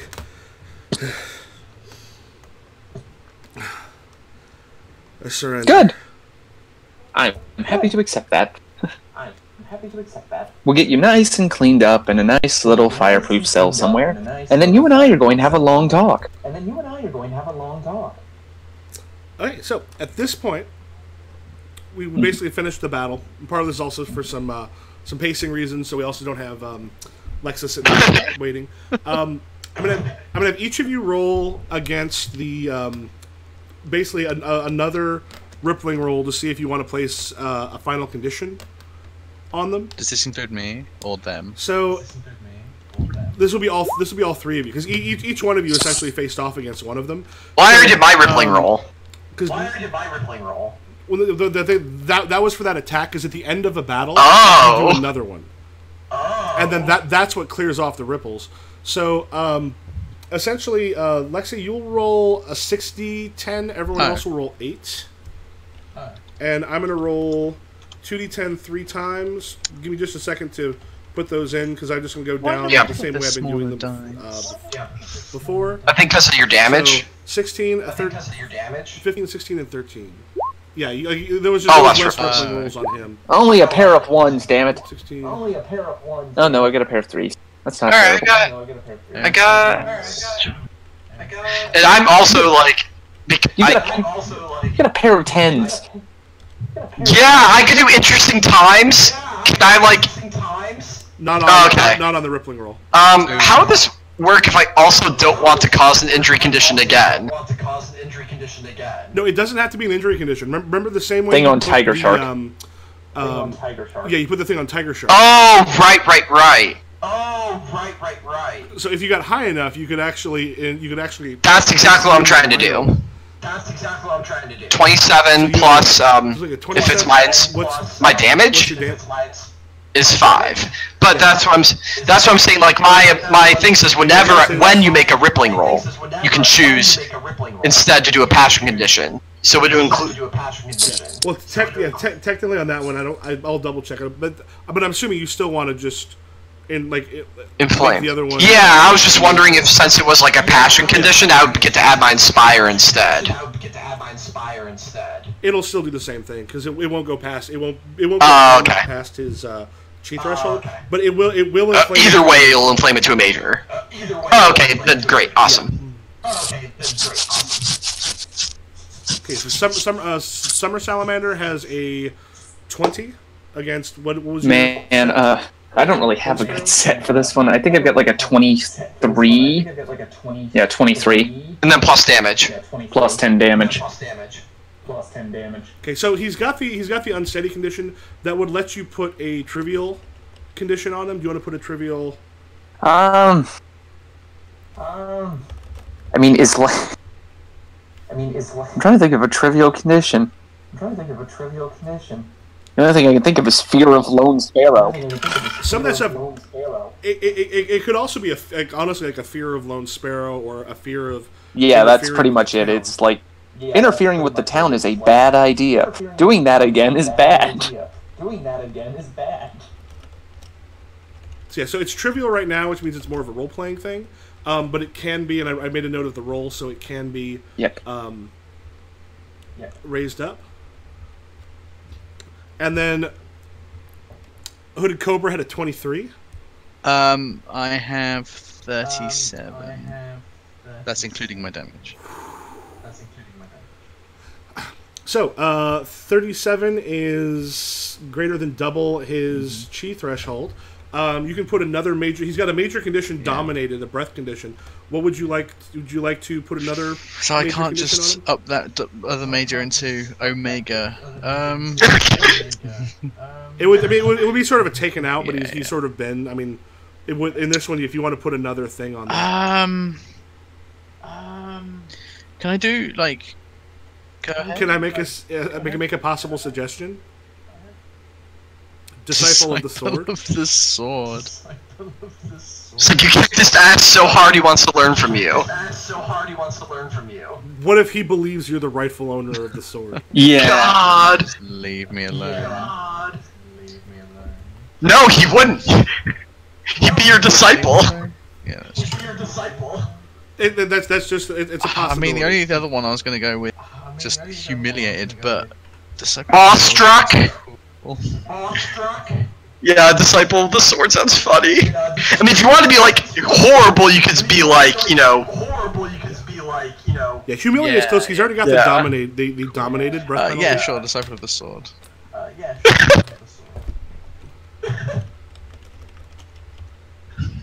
We're just fucking turning all. You and me are turning our enemies into our lovers one by one. Okay. So before we continue from here, I'll say this. One thing I discovered, I was actually able to put in what they did fairly quickly. I mean, it takes things slightly out of order, but it made it faster to just do initiative and then put in everybody's combat stuff, their attacks. Then it became mostly the reaction. One thing I did quickly discover is I need to, when I've got enemies I know is coming up, create like an easy, like a very quick access card to what they can do, so I can more easily use their abilities. But how did it feel when you when you went through, immediately put in the attacks, then just rolled for defense separately? The only thing is that with that, it circumvents some of the tension of like my internal style skill, where I can wait until they make their defense to do my attack, because you have us all just doing the attacks right at the beginning. attacks right at the beginning. Okay. Well, the thing, like, what is your internal style? You can apply a +5 strike bonus after your opponent rolls his defense. So basically, it lets, like, my attack roll, I can shift things around.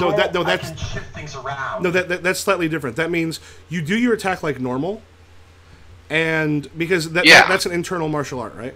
Yeah. Okay, so what happens is you can basically spend the chi, whatever level that is, after it's happened. So like where it seems like if you have just missed them, you can then. Oh, I see. So if like I make the attack, he defends, and like, oh, he just beat me, then I spend the 2 chi.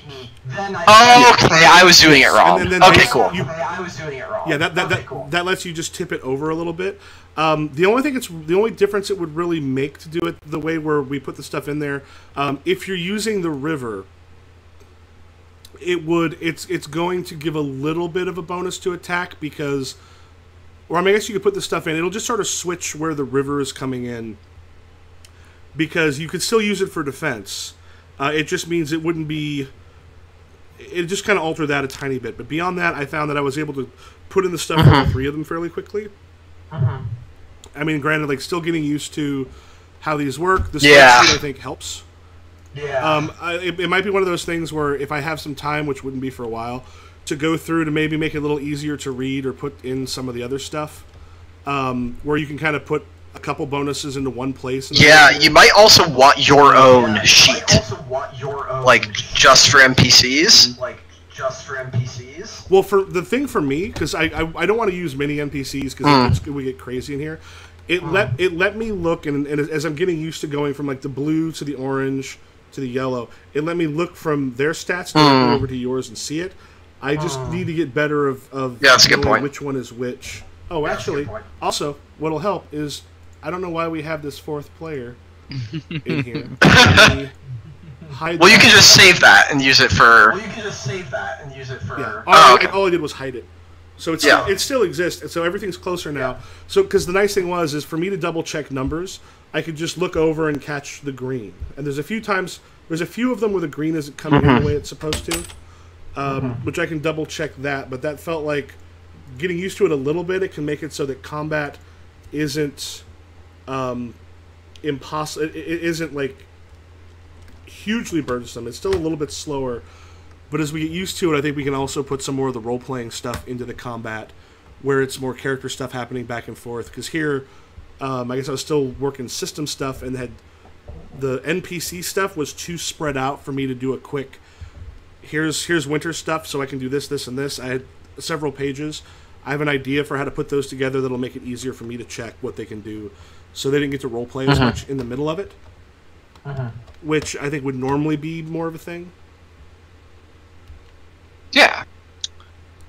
So we'll keep on. I think as that stuff gets a little more used to it, we can make that. I think go it faster. seemed okay. I think it seemed okay. Yeah. Okay. So at this point, yes, Pale Orchid. Yes. You have got you've got an unconscious hooded cobra. Yeah, I think she slowly puts the sword away while like his words of you have I can never remember names. Uncle's name. Yeah, you have grievous distances like anger or like aggression or whatever it was in you. And like her hands trembling a little bit, and like you know how like when you have the adrenaline in you and it's like and you do something insane and then as the adrenaline goes away you're like holy fuck, like she's kind of doing that and she's like, kind of like oh shit, all that just happened, and so she's like feeling like super sort of weary almost. So she's just gonna she's gonna kneel down and like see if he has anything on him, I guess. Not in like the murder hobo, has he got any money on him, but just like, is there anything to see, like, this guy knows stuff about my uncle, does he have information on him? like letters or anything like that? Yeah, as you kind of search like just some general personal belongings, you do find a it's like a small Also almost like the size of a walnut, but it's hinged, and you open it, like you look inside, and there are several small pills in it. Oh. Not something you've encountered before. I think I as a player know, but my character. Yeah. Several sort of small pills in it, but beyond that, it says weapon, a little bit of money. No other particular letters and stuff with him. He doesn't. It's clear that he's staying elsewhere because he's not carrying like a lot of personal effects with him, which is not. I mean, it's not unusual for essentially you to be carrying everything you have with you. So he doesn't have like a little sack or something with that. With yeah, she. I think she'll pocket the pills mainly because she's not planning to use them, but something feels odd about them.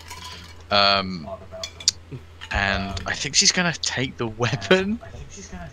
Assholes like this don't fucking deserve weapons. And if I need to spend the joss, I will. But I think she's gonna have some like chalk or something writable on it, and on the wall behind him, it's just gonna write "weak" in all caps in like big letters, and just leave. Just get the fuck out.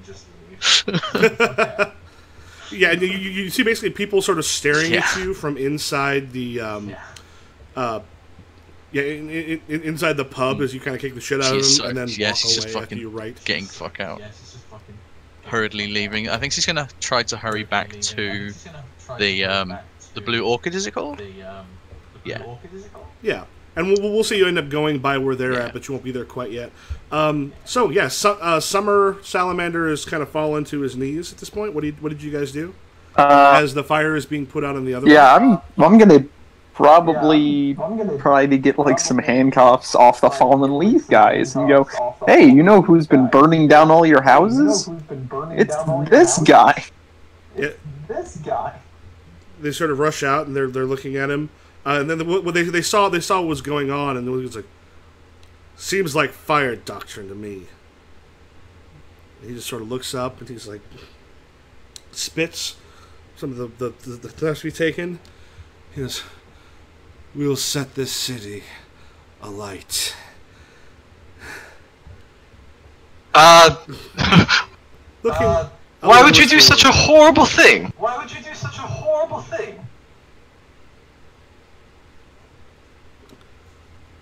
This city, this world needs a cleansing fire, and it's time you stop being able to live quite so secure, considering how many people have suffered because of this emperor and this society. He means like the current emperor? What do we know about the current emperor? The current emperor's son. What do we know about this current emperor? Oh! So he's talking about my dad? Yeah, remember the current emperor has disappeared. I mean, they're his son is not yet taken over. There's still like eunuchs and other people in charge of his, but they will, like, at some point he is essentially soon to be coronated. And how exactly has the Emperor hurt you? Like, I lean down, my sword like planted on the roof. Because how have they hurt us? We are not one of your people.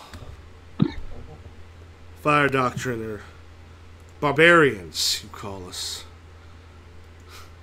We live on the outskirts. Our people are used, abandoned, driven out. The Emperor is gone, so change is now possible. You do not need to light people's homes on fire to try to gain more for yourself. You should be ashamed. Has the Jinn Empire fallen? Are the outer peoples finally going to be accepted? No longer thrown out? I hope so, but the senseless violence certainly isn't helping. Truly spoken like someone who's lived in the lap of luxury their entire life. Yeah, I think Plumosum looks like a little bit ashamed. He looks a little bit ashamed. Just like turns away. turns away. And he looks at Lone Sparrow. You move fast. Really? I've seen a few like it before. You may meet them. I'm sorry. Are you suggesting that there's someone as fast as me? Quick as fire. Well, now you had my interest. Now you have my attention. He has that moment where he sort of like looks at you, and like at this point, like the fallen leaves are kind of nearby, and he tries to lean forward to whisper more closely to you. Yeah. Do you allow him? I mean, wait. Yeah. Who's being? It's me. He goes, Yeah. It's me. Yes. I mean, because he kind of sees what you say and kind of realizes something about you. And the Fire Doctrine are nearby, or not the Fire Doctrine. The Falling Leaves side are nearby. But he tries to lean forward as if to I'll whisper listen. something to you. I'll listen. He goes very quietly. You want to test your mettle? Get me out of here. Give me a few days. I can get someone here. We'll see if they're as quick as you. Mm. You want to see if you're faster than fire?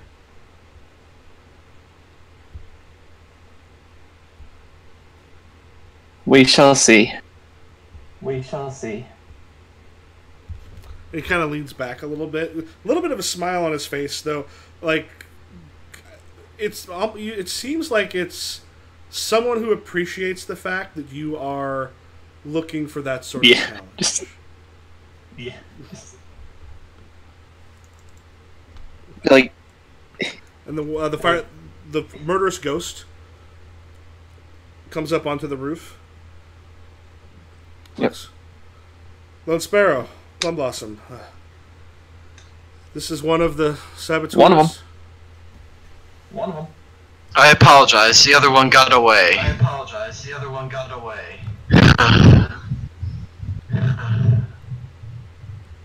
Having one, even one, is going to be useful. Fire Doctrine? Seems so. I had Fire Doctrine in the city before. And then there's a point where he kind of moves past Summer Salamander. A few of his take him, and he motions the two of you to come with him, like just a couple steps so you can talk a little more privately. If it's Fire Doctrine, one thing I might be able to do is put a stop to this insane fight that's brewing between the Phoenix and the Falling Leaves. Both sides right now are out to prove too much. We need to work together at this point. The Fire Doctrine's coming here. Alright, how can we help? Can you let us take him into custody? somebody is. Yeah, I mean, they've got some people around him. They've got some capable martial artists with them, and Murderous Ghost, or Mournful Ghost is as well. Because if I take him before our people, I can see what they can do. They might call on you to see what you know. But Master Flawless needs to see that there's an outer source of danger that is not the Splendid Phoenix Society, and their Splendid Phoenix Society needs to know that, well, the traditionalists can see reason. After that, it's just a matter of drawing in bigger fish until, well, we're done here. You said is he the one who's wearing a mask? Yeah. Oh, okay. Well, he's not now. He was wearing a mask then. Yeah, he was breaking into my house. Yeah. I think like take a step forward and like gently caress his arm. You have very good ideas, and I might say you are even more beautiful without the mask on. Beauty in body and beauty in thought. You have my hate. And I am going to try to flirt the fuck out of him with an Inspire roll. Are you just going to hit on everything that moves? Yes. I got a 50. Okay, well, the one thing, because part of his thing is he also gets the bonus. I think he was one of. Oh, I thought that was Or no, you are correct. You are correct. No, his thing is when he's being sort of go lucky. essentially. So yeah, you can. Oh, holy shit! So he'll have a 24 plus his confidence, so a 34 against a 50, 16 up above, which makes it for the potion condition. Let me pull up the cheat sheet real quick on that one. For the courtier, it ends up being not quite enough. I mean, simple thing. It's not something he has necessarily on him. Right, you had the 50. I said he had. Yeah, because 35 plus 15, yeah, 50. 35 plus 15, yeah, 50. Okay, yeah, he has a 24 plus 10, so 34. So yeah, that's 16. So yeah, it's not quite enough to put a. It's not a simple condition. It's not a simple condition? That's discovering something, right? Oh, that's discovering something, right? Yeah, so remember, it's the discovery. Oh, then awareness. I have less awareness than that. Awareness. Yeah. Than that. Oh yeah, for the awareness, for the discovery. Yeah, a standard one is going to be hard. Reasonable explanation. If it's someone who's already flirting with you, at that point it goes down. Well, I have 45 with awareness. I keep reading that it's not inspire. I'm still confused as to when it's inspire or awareness. But anyway. Yeah. So yeah, you're looking for the discovery there. Just sort of smiles. He goes, "I have ideas in a lot more than just combat, but I'd love to discuss them with you sometime." Perhaps. But for now, we should make sure that everyone gets home safe. That we should. And kind of looks over, goes, "I don't think this one's going home for some time." Don't rough him up too much, okay? We don't need to rough him up. We need information out of him. And unfortunately for him, this is the stronghold of the Falling Leaves. We have places we can put him. We have people who know how to pull stuff out of him. Beating someone gets you the answer you're looking for as opposed to the truth. I'm glad you understand that. Still, I'm not sure. Plus, can we try the I've already beat him once. I want We can to get the truth, then beat him. God! I was going to say he might be a little more useful out in the open than he would in a cage. Track his movements, you mean? He's obviously. He kind of has a moment. He goes, Can you and your friends come to the Falling Leaves tomorrow? Of course. Once we have him, your speed is impressive, to say the least. I think if you're able to keep track of him, you might be able to track him down. I might also be able to track Master Flawless into letting him go, because you're correct. We'll see what information that we can get out of him first. Wonderful. Oh, actually. Yeah, so if you'll come to... And there's a thing I'm thinking about that might be... Yeah, so Magnificent Ink. Because I don't think Mirror Lake is where the Falling Leaves Society is in here.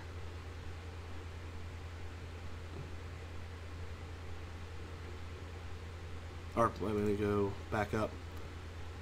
Jade Ink Manor. So yeah, if you come to Jade Ink Manor tomorrow, I should be able to talk Master Flawless into seeing some reason. We'll be there.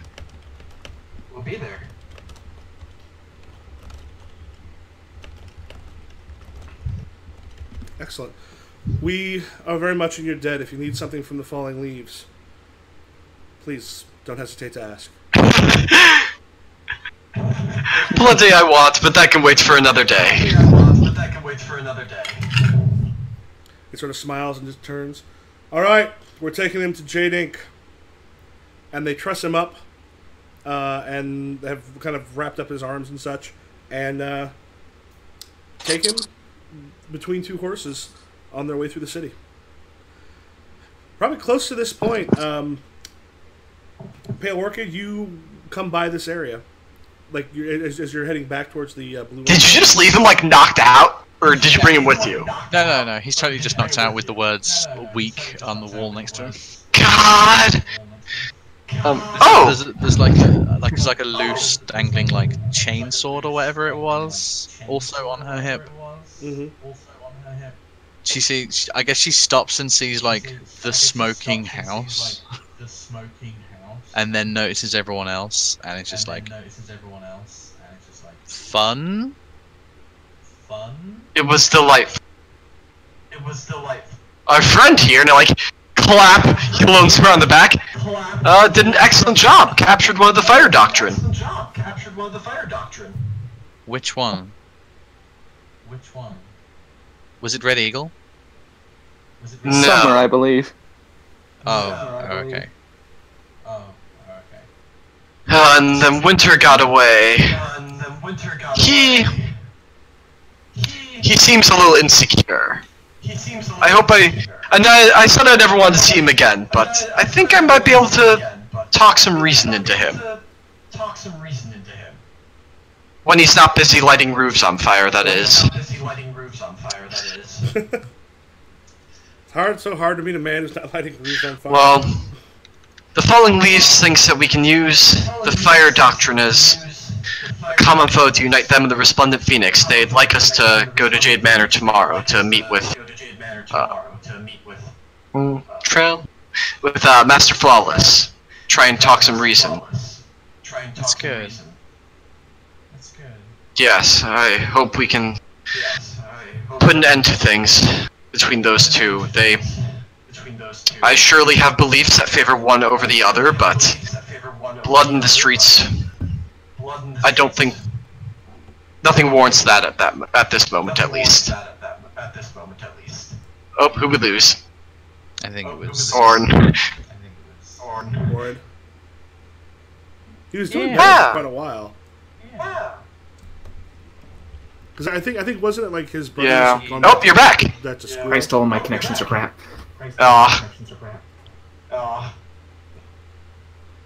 Alright, I don't know if there's really anything. Yeah, like maybe I noticed the chainsaw and like. Did you go shopping?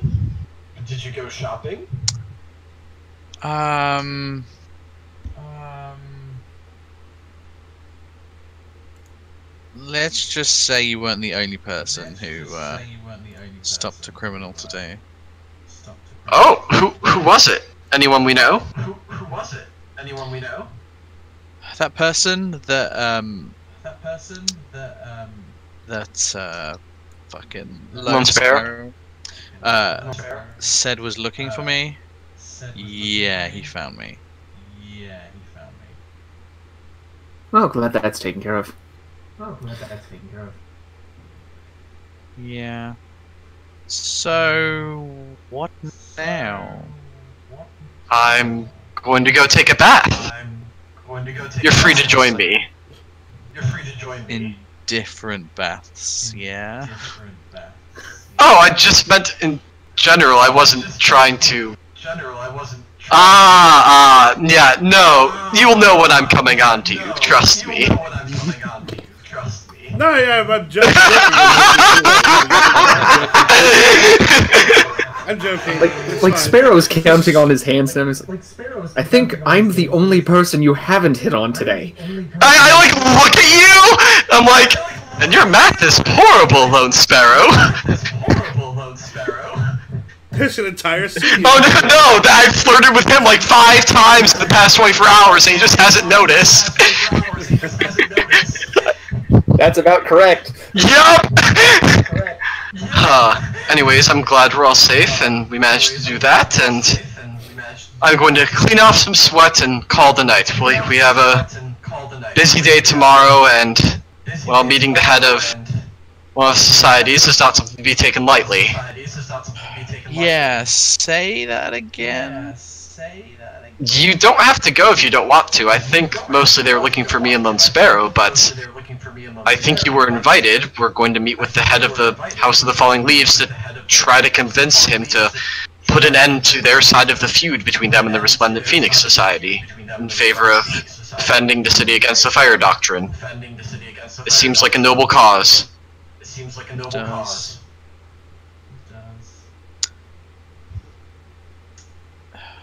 You can decide tomorrow. I'll think about it. Yes, Lunspare? Meanwhile, Sparrow's thinking happily about the fact he's planning to unleash a dangerous criminal in order to get somebody faster to fight. God! You're turning into the Flash. Must run! Oh my faster. god. Oh my god. Alright. We all take a bath together in the same bath. Montage! It's a hot spring episode! Except without any of the weird overtones, because it's just a nice platonic bath. We take just a second to use the bathroom. Cool, I'll do that as well. Cool, I'll do that as well.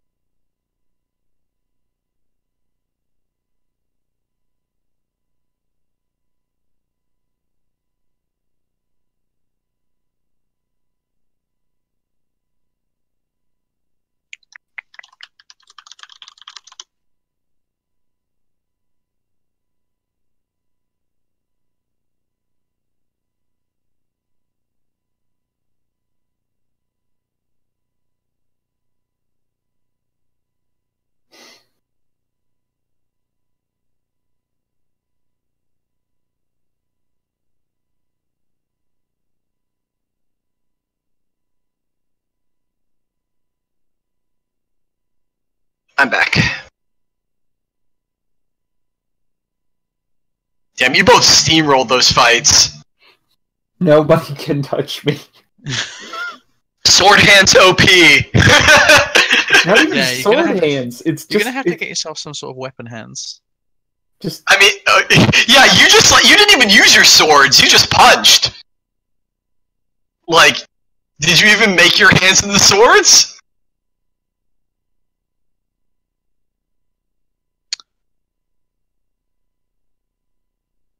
That's a good point, actually. Hold on. I meant both of you. my hands are always my swords. Oh, like you cannot turn them on and off?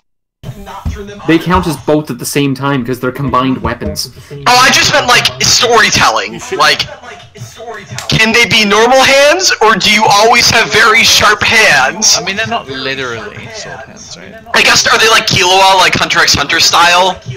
It's the way you're holding your hands. Okay, so yeah, Killua Hunter x Hunter style. Okay. I am Killua. You can't stop me. You're fucking Killua. Holy shit, it all makes sense now.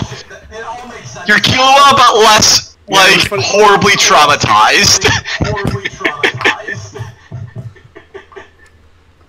Yeah, and in the future, when I've actually got where I've got all their abilities a little more easy to pick at, we'll see. But you guys are rolling like Yeah, we rolled nuts.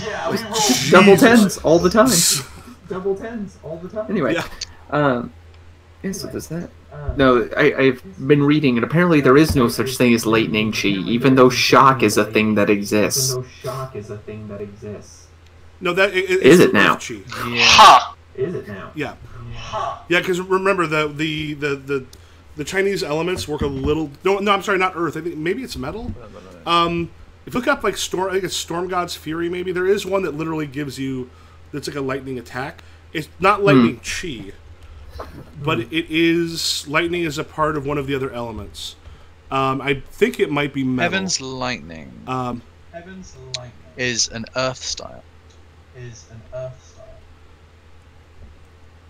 Yeah, so I think it's the lightning. Yeah, shock in that case. The lightning is Cool. Earth. Cool. Yeah. Heaven's Lightning is the Earth style, basically. Basically, you basically mash your yin and yang together, and it creates fucking lightning. That sounds great. That sounds great. Yeah, and that's one of those things where just because we don't classify them in quite the same way, but yeah, because we'd almost think more air, but yeah. So if you want lightning, like that, or I mean, it's possible to also kind of create your own. We can kind of come up with some stuff on the own a different. Oh yeah, that's the idea. Is basically to combine right now, like me and the Fire Doctrine are in a weird space because we're both fire-based speed movement. So I want to take like what's faster than fire? Lightning is faster than fire. Fire can only move as fast as the area around it allows it to move. Lightning doesn't care. Oh my god.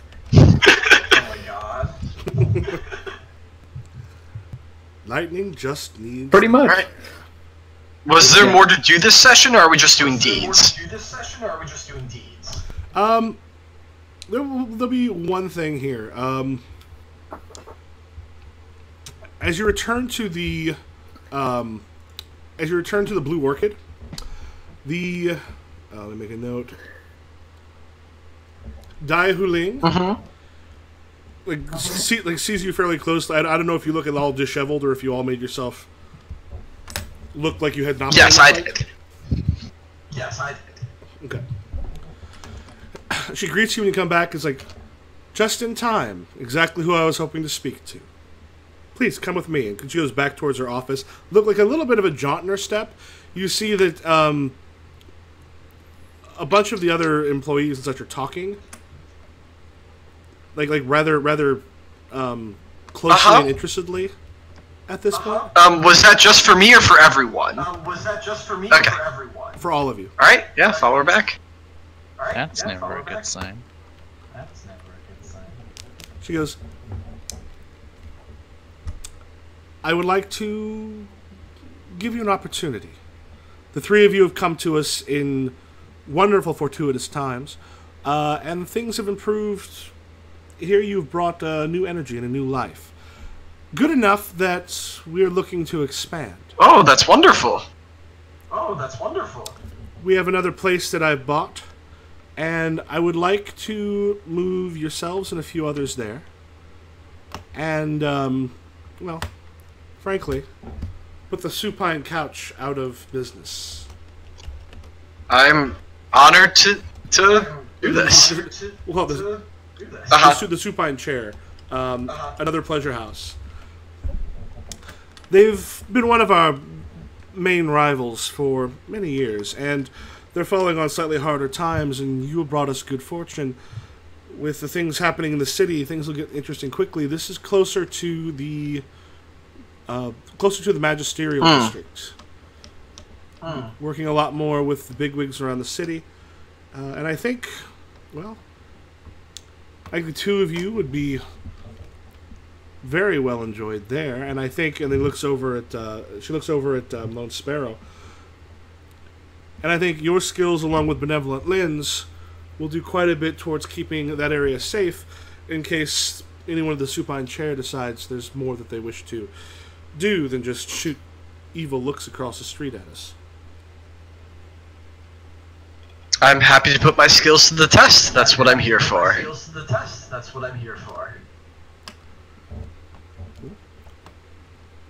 And Pale Orchid? In her head, she was going to say, are the beds just as good over there as well? No. Does she say it? She thinks about... Remember, she might get a little cocky. She's kind of felt a little bit of that beating like, living the shit out of somebody. Do it! Do it! A little bit of her uncle. Fuck. Yeah, she's looking a little bit tired, I think, and then she says, are the beds good over there as well? She takes a moment and Di smiles at you, laughs just a little bit, goes, do you think I would put a House of the Blue Orchid, another House of the Blue Orchid, anywhere in this city, anywhere in Shenzhou itself, and not have it be the equal of the majesty that they find here? She like bows her head slightly and just says, "I'll do my best." I'll do my best. She sort of smiles. She smiles. As a matter of fact, I think many people will find all of our accommodations better than the poor house across the street from where you're going. I imagine it'll soon be a little lonelier on that corner on that street than it will be when you arrive. Well, at least I'll be there to provide them comfort. At least I'll be there to provide them comfort. Excellent. We probably have a little bit of time before we'll go, but we're getting some things moved over, set up now. Say in a day or two we'll be able to go. Until then, enjoy your evening, work if you wish, enjoy the time if you like. Thank you very much. You're like a nice full bow. You're like a nice full bow.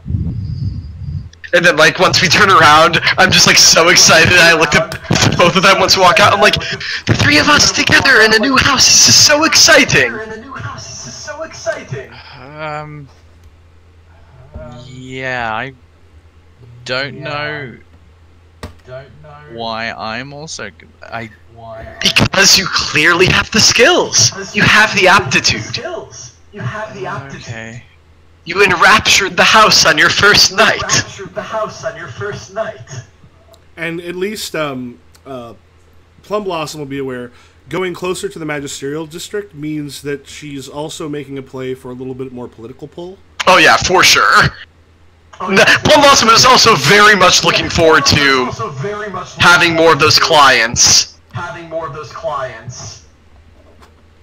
Yeah, we'll begin to meet people with influence over the city. And that has its own rewards. It's a wonderful opportunity. And our best friend Lone Sparrow will be there to keep us safe, won't he? Like, throws my arm around him.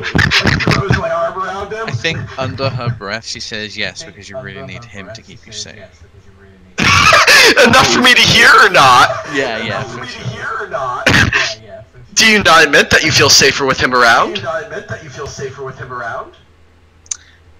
She looks at Lone Sparrow and says, I mean, I guess there's someone between me and people who hate me. Someone's feeling cocky. Yeah, I really need a bath. Okay, you go take your bath. I just got an image in my head of every time the frame comes back to Lone Sparrow, he's like gone every other time. It's always like he took care of. Just like, we got Lone Sparrow. Lone Sparrow's gone. Just like, back. His face just getting more and more like, oh god, oh god, every time he re-enters the conversation. Just imagine doing the Batman every time he just comes out. Just comes back before even like the cloud of dust that was shaped like Lone Sparrow had disappeared. God. Yeah, I think Pale Orchid just walks off upstairs or wherever, with like a bit of a awkward expression on her face, because I imagine she's only done like 2 or 3 private calls so far, and they've all gone like, she's just done like music and distracted, like, you know those shots where one person is totally oblivious and is like enjoying it, and the other person's just got like a sort of cringy, this is like awkward face. The awkward face is always like Pale Orchid, and the callers have always been like, no, this is great, this is fucking great.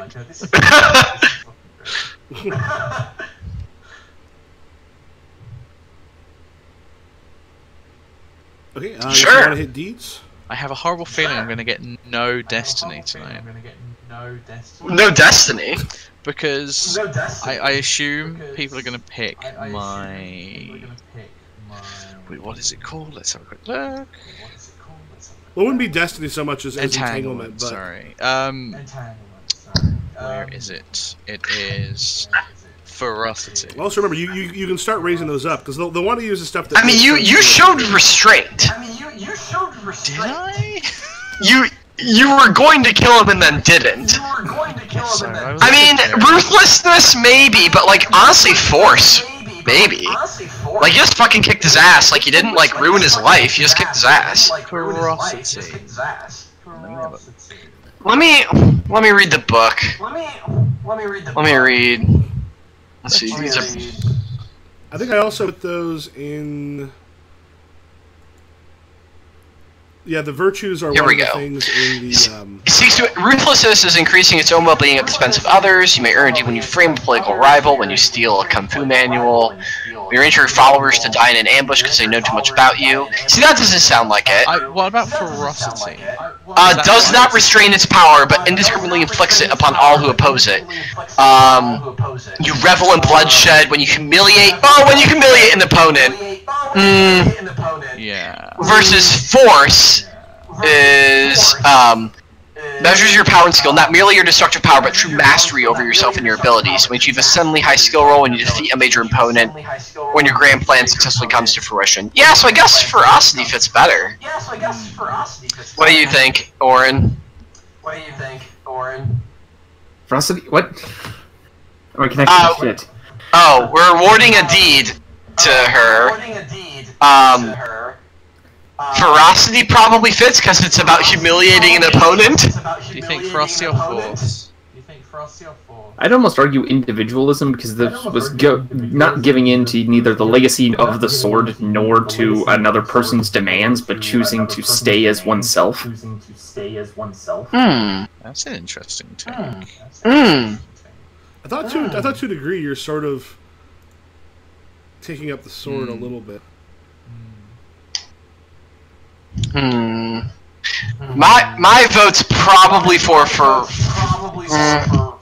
Yeah, I would say it sounds like a little bit, especially with the humiliation. Yeah, it's not so much the actual violence as like what you did to him mentally. Okay. Also, the reason why I don't think I'm going to get any hold on, because don't legendary weapons I have to spend at least one of those entanglement has to go and I towards, only have one ferocity. Yeah. Well, I mean, it just means on this one. I mean, you're still gonna get destiny. It just means this particular entanglement goes into the sword itself. So I think it actually raises the glory on the sword to 6. Okay. So yeah, it still goes into making the sword a little more powerful. So at 5, you've got the first one. When you use it again, it'll get another 5. But some of these other ones will add to it. Yeah. Cool. Yeah. Weapons.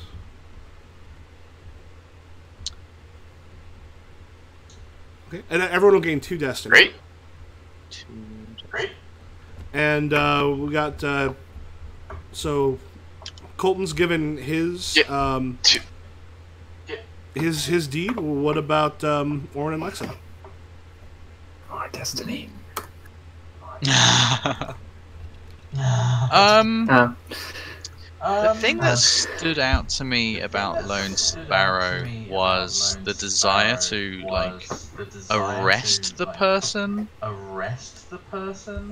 but also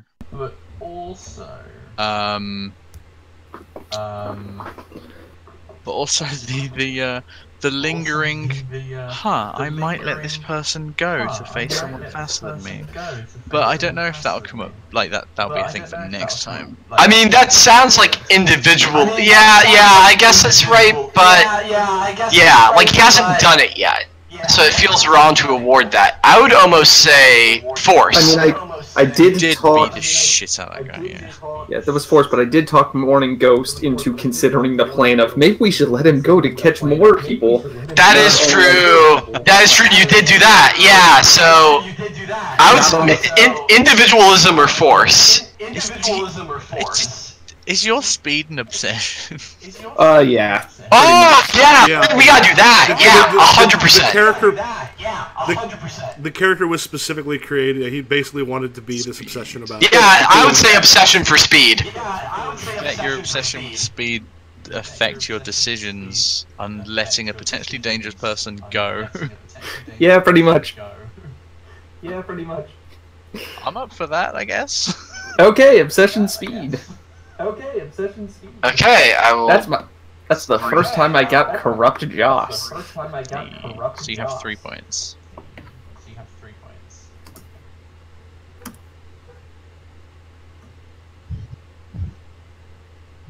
Also, and then it's Plum Blossom, so I gotta go. Not quite individualism. Once again, it's probably just benevolence again. You've chosen to let an opponent get away in order to save people at large. I'm so ready to be individualistic. I'm just waiting for the moment. I'm just waiting. I want it so bad. Are we gonna have like more reach in this new like pleasure house? Like, we're gonna have more political reach for sure. Yeah, because I guess you could be more individualistic. And I would say you'll essentially be yeah, I was in gonna charge. say. Oh, hello. If you're in charge, then you are totally Yeah, I'm guessing I have the most experience, so I would probably be the head of it, or no, what's her face? Like, I'll probably be second in command underneath. What's the benevolent? Yeah, but she's a guard. So would I be the head courtesan? Damn! I'm excited for that. But so you think benevolence, Orin? You also go ahead. You're all the new shinies in town. So plus you've shown yourself to have quite a bit of skill, so there's excitement. So you are the people who it makes sense to put there because it will drive more people there. As well as other people coming to the and I have like reputation in the city. Like I'm here frequently, at least for Plum Blossom. All right, so you're going with benevolence. Yep. Okay. Well, remax out my chivalrous Joss. So increase it by 1 to 10, and then 4 entanglement. So I have 5 entanglement right now because I got 1 during my fight by flirting.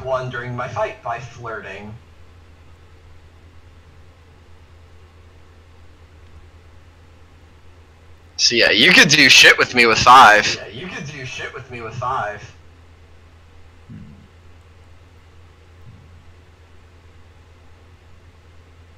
I kind of want to save up for Lone Sparrow because it sounds like you're really interested in like Lone Sparrow starts picking up on like that Imperial style from me. Like, and like he mentioned something about like a style. And like seeing me in something. Imperial style was like your emperor thing, right? Yeah, so like seeing it in the way I move, even if I'm not necessarily using it. Is that what you wanted, Orin? What are we talking? I cut out. Your interest in like that style that was in the shadow of the corrupt style, or the one that's like the Imperial style. I thought it was interesting, maybe that there are more secrets. Sparrows like literally come out from the nest looking for more kung fu to steal/adapt so we can go back and actually contend. Yeah, so like you'd want something like Lone Sparrow starts picking up on like certain movements from Plum Blossom? Yeah. Alright. But the problem is you don't know any styles that aren't the Graceful Crane, yeah. So it could just be like the way I was trained, right? Like it's not the style itself, but like you're picking up on like something is unique about my movements, perhaps. Perhaps, yeah. What do you think about that, Mr. GM? So we're thinking about Orin's interested in this idea, like there's that style that you mentioned before that like is from the Emperor's lineage, and like maybe there's something in Plum Blossom's movements that's like unique that like even I don't realize, but that Lone Sparrow is picking up on as a possible entanglement. Yeah, we can kind of do something where it's I can't remember. Does that style have a It has a name. Was that in the half burnt? It's in the non-corrupt version of the style is in the half burnt, and it is called the Imperial. I just realized at this I'm point... just control Fing for Emperor to try and find it. Devil Deflecting Blade, was it? That's it. Devil Deflecting Blade. That's it. Oh. Something like that. It's a series... Because the other one is the Devil Saint Apotheosis. Yeah, Devil Deflecting Blade is a legendary technique. One taught to the Enigmatic Seven Cloud thing. Usually the Sword Bastard. It doesn't have anything about The Emperor. You later found the Sword Bastard, found the last remaining man. No, if you want to buy something associated with the Devil Deflecting Blade, you can... There are other ways. As a matter of fact, I already have ideas how you might find something I just like this idea of, like, Sparrow slowly piecing together this weird, broken, ancient kung fu. Yeah, then maybe it's not for me then. Well, I honestly, I already have an idea of where... Yeah, then if you got something, then... Because I'll say what kind of makes some sense next session. So if you end up talking, once you end up talking to them, if you let Salamander go, it kind of makes sense for one person to follow them. And as fast as you are, you're a very good choice for that. Which we would be able to lead in some stuff about the Devil's Deflecting Blade from that. While there's also some other stuff can happen at the new House of the Blue Orchid being set. Yeah. And so it would give us an opportunity to kind of jump between those things after sort of some setup, some meeting with them, and then gives us some because partly it gives Lone Sparrow some specific things to do that may tie in later with some stuff at the Blue Orchid, but lets the Blue Orchid stuff focus on you two, and then Lone Sparrow doing some of the stuff that might lead towards something Sounds good to me. Cool. Was there like an entanglement that we wanted to spend on that for Lone Sparrow? Like, yeah, if you want to put, I would say probably like what is the? Well, here, let me erase this because this was just a placeholder. Yeah, so it's a level 5 in front, but if you want to put gains information on the Devil Deflecting Blade. Gains information on the Devil Deflecting Blade. All right, that. So yeah, and then some stuff that will probably happen next session will be a very good... Alright, cool. So you get 3 entanglements spent, Lone Sparrow. So add that to that sheet. Alexa, were you going to spend... Oh, no. Orin, did you want to spend anything on Pale Orchid? Or should we save up? We're gonna save up because we activated shit last time that hasn't happened yet, so we're just gonna hold on to that. Yeah, maybe think about it for a while. Cool. I'm guessing you're saving up my 5 for now since we just activated that Golden Dragon thing. Yep. And the Pleasure House thing. Yep. Plus the more we save up, the more we can just be like, yo, let's add a 10 thing. Yeah, something extraordinary happens. Yeah, we should come up with options for the Golden Dragon, because like we know it's the previous Emperor, but maybe ideas on like his goals or motivations or like current status. Yeah, we might be able to put like why he has. You might be able to put a thing about spending it. Let's just decide why he. Yeah, like the two obvious ones to me are he took up the mantle because like he felt the throne was restricting him from directly helping his citizens, or he did it because he was tired of the responsibility and wanted to disappear. Are like the two obvious options. Yeah, go ahead and add those in. Alright. And obviously come up with more options too, because those are just the two very basic ones.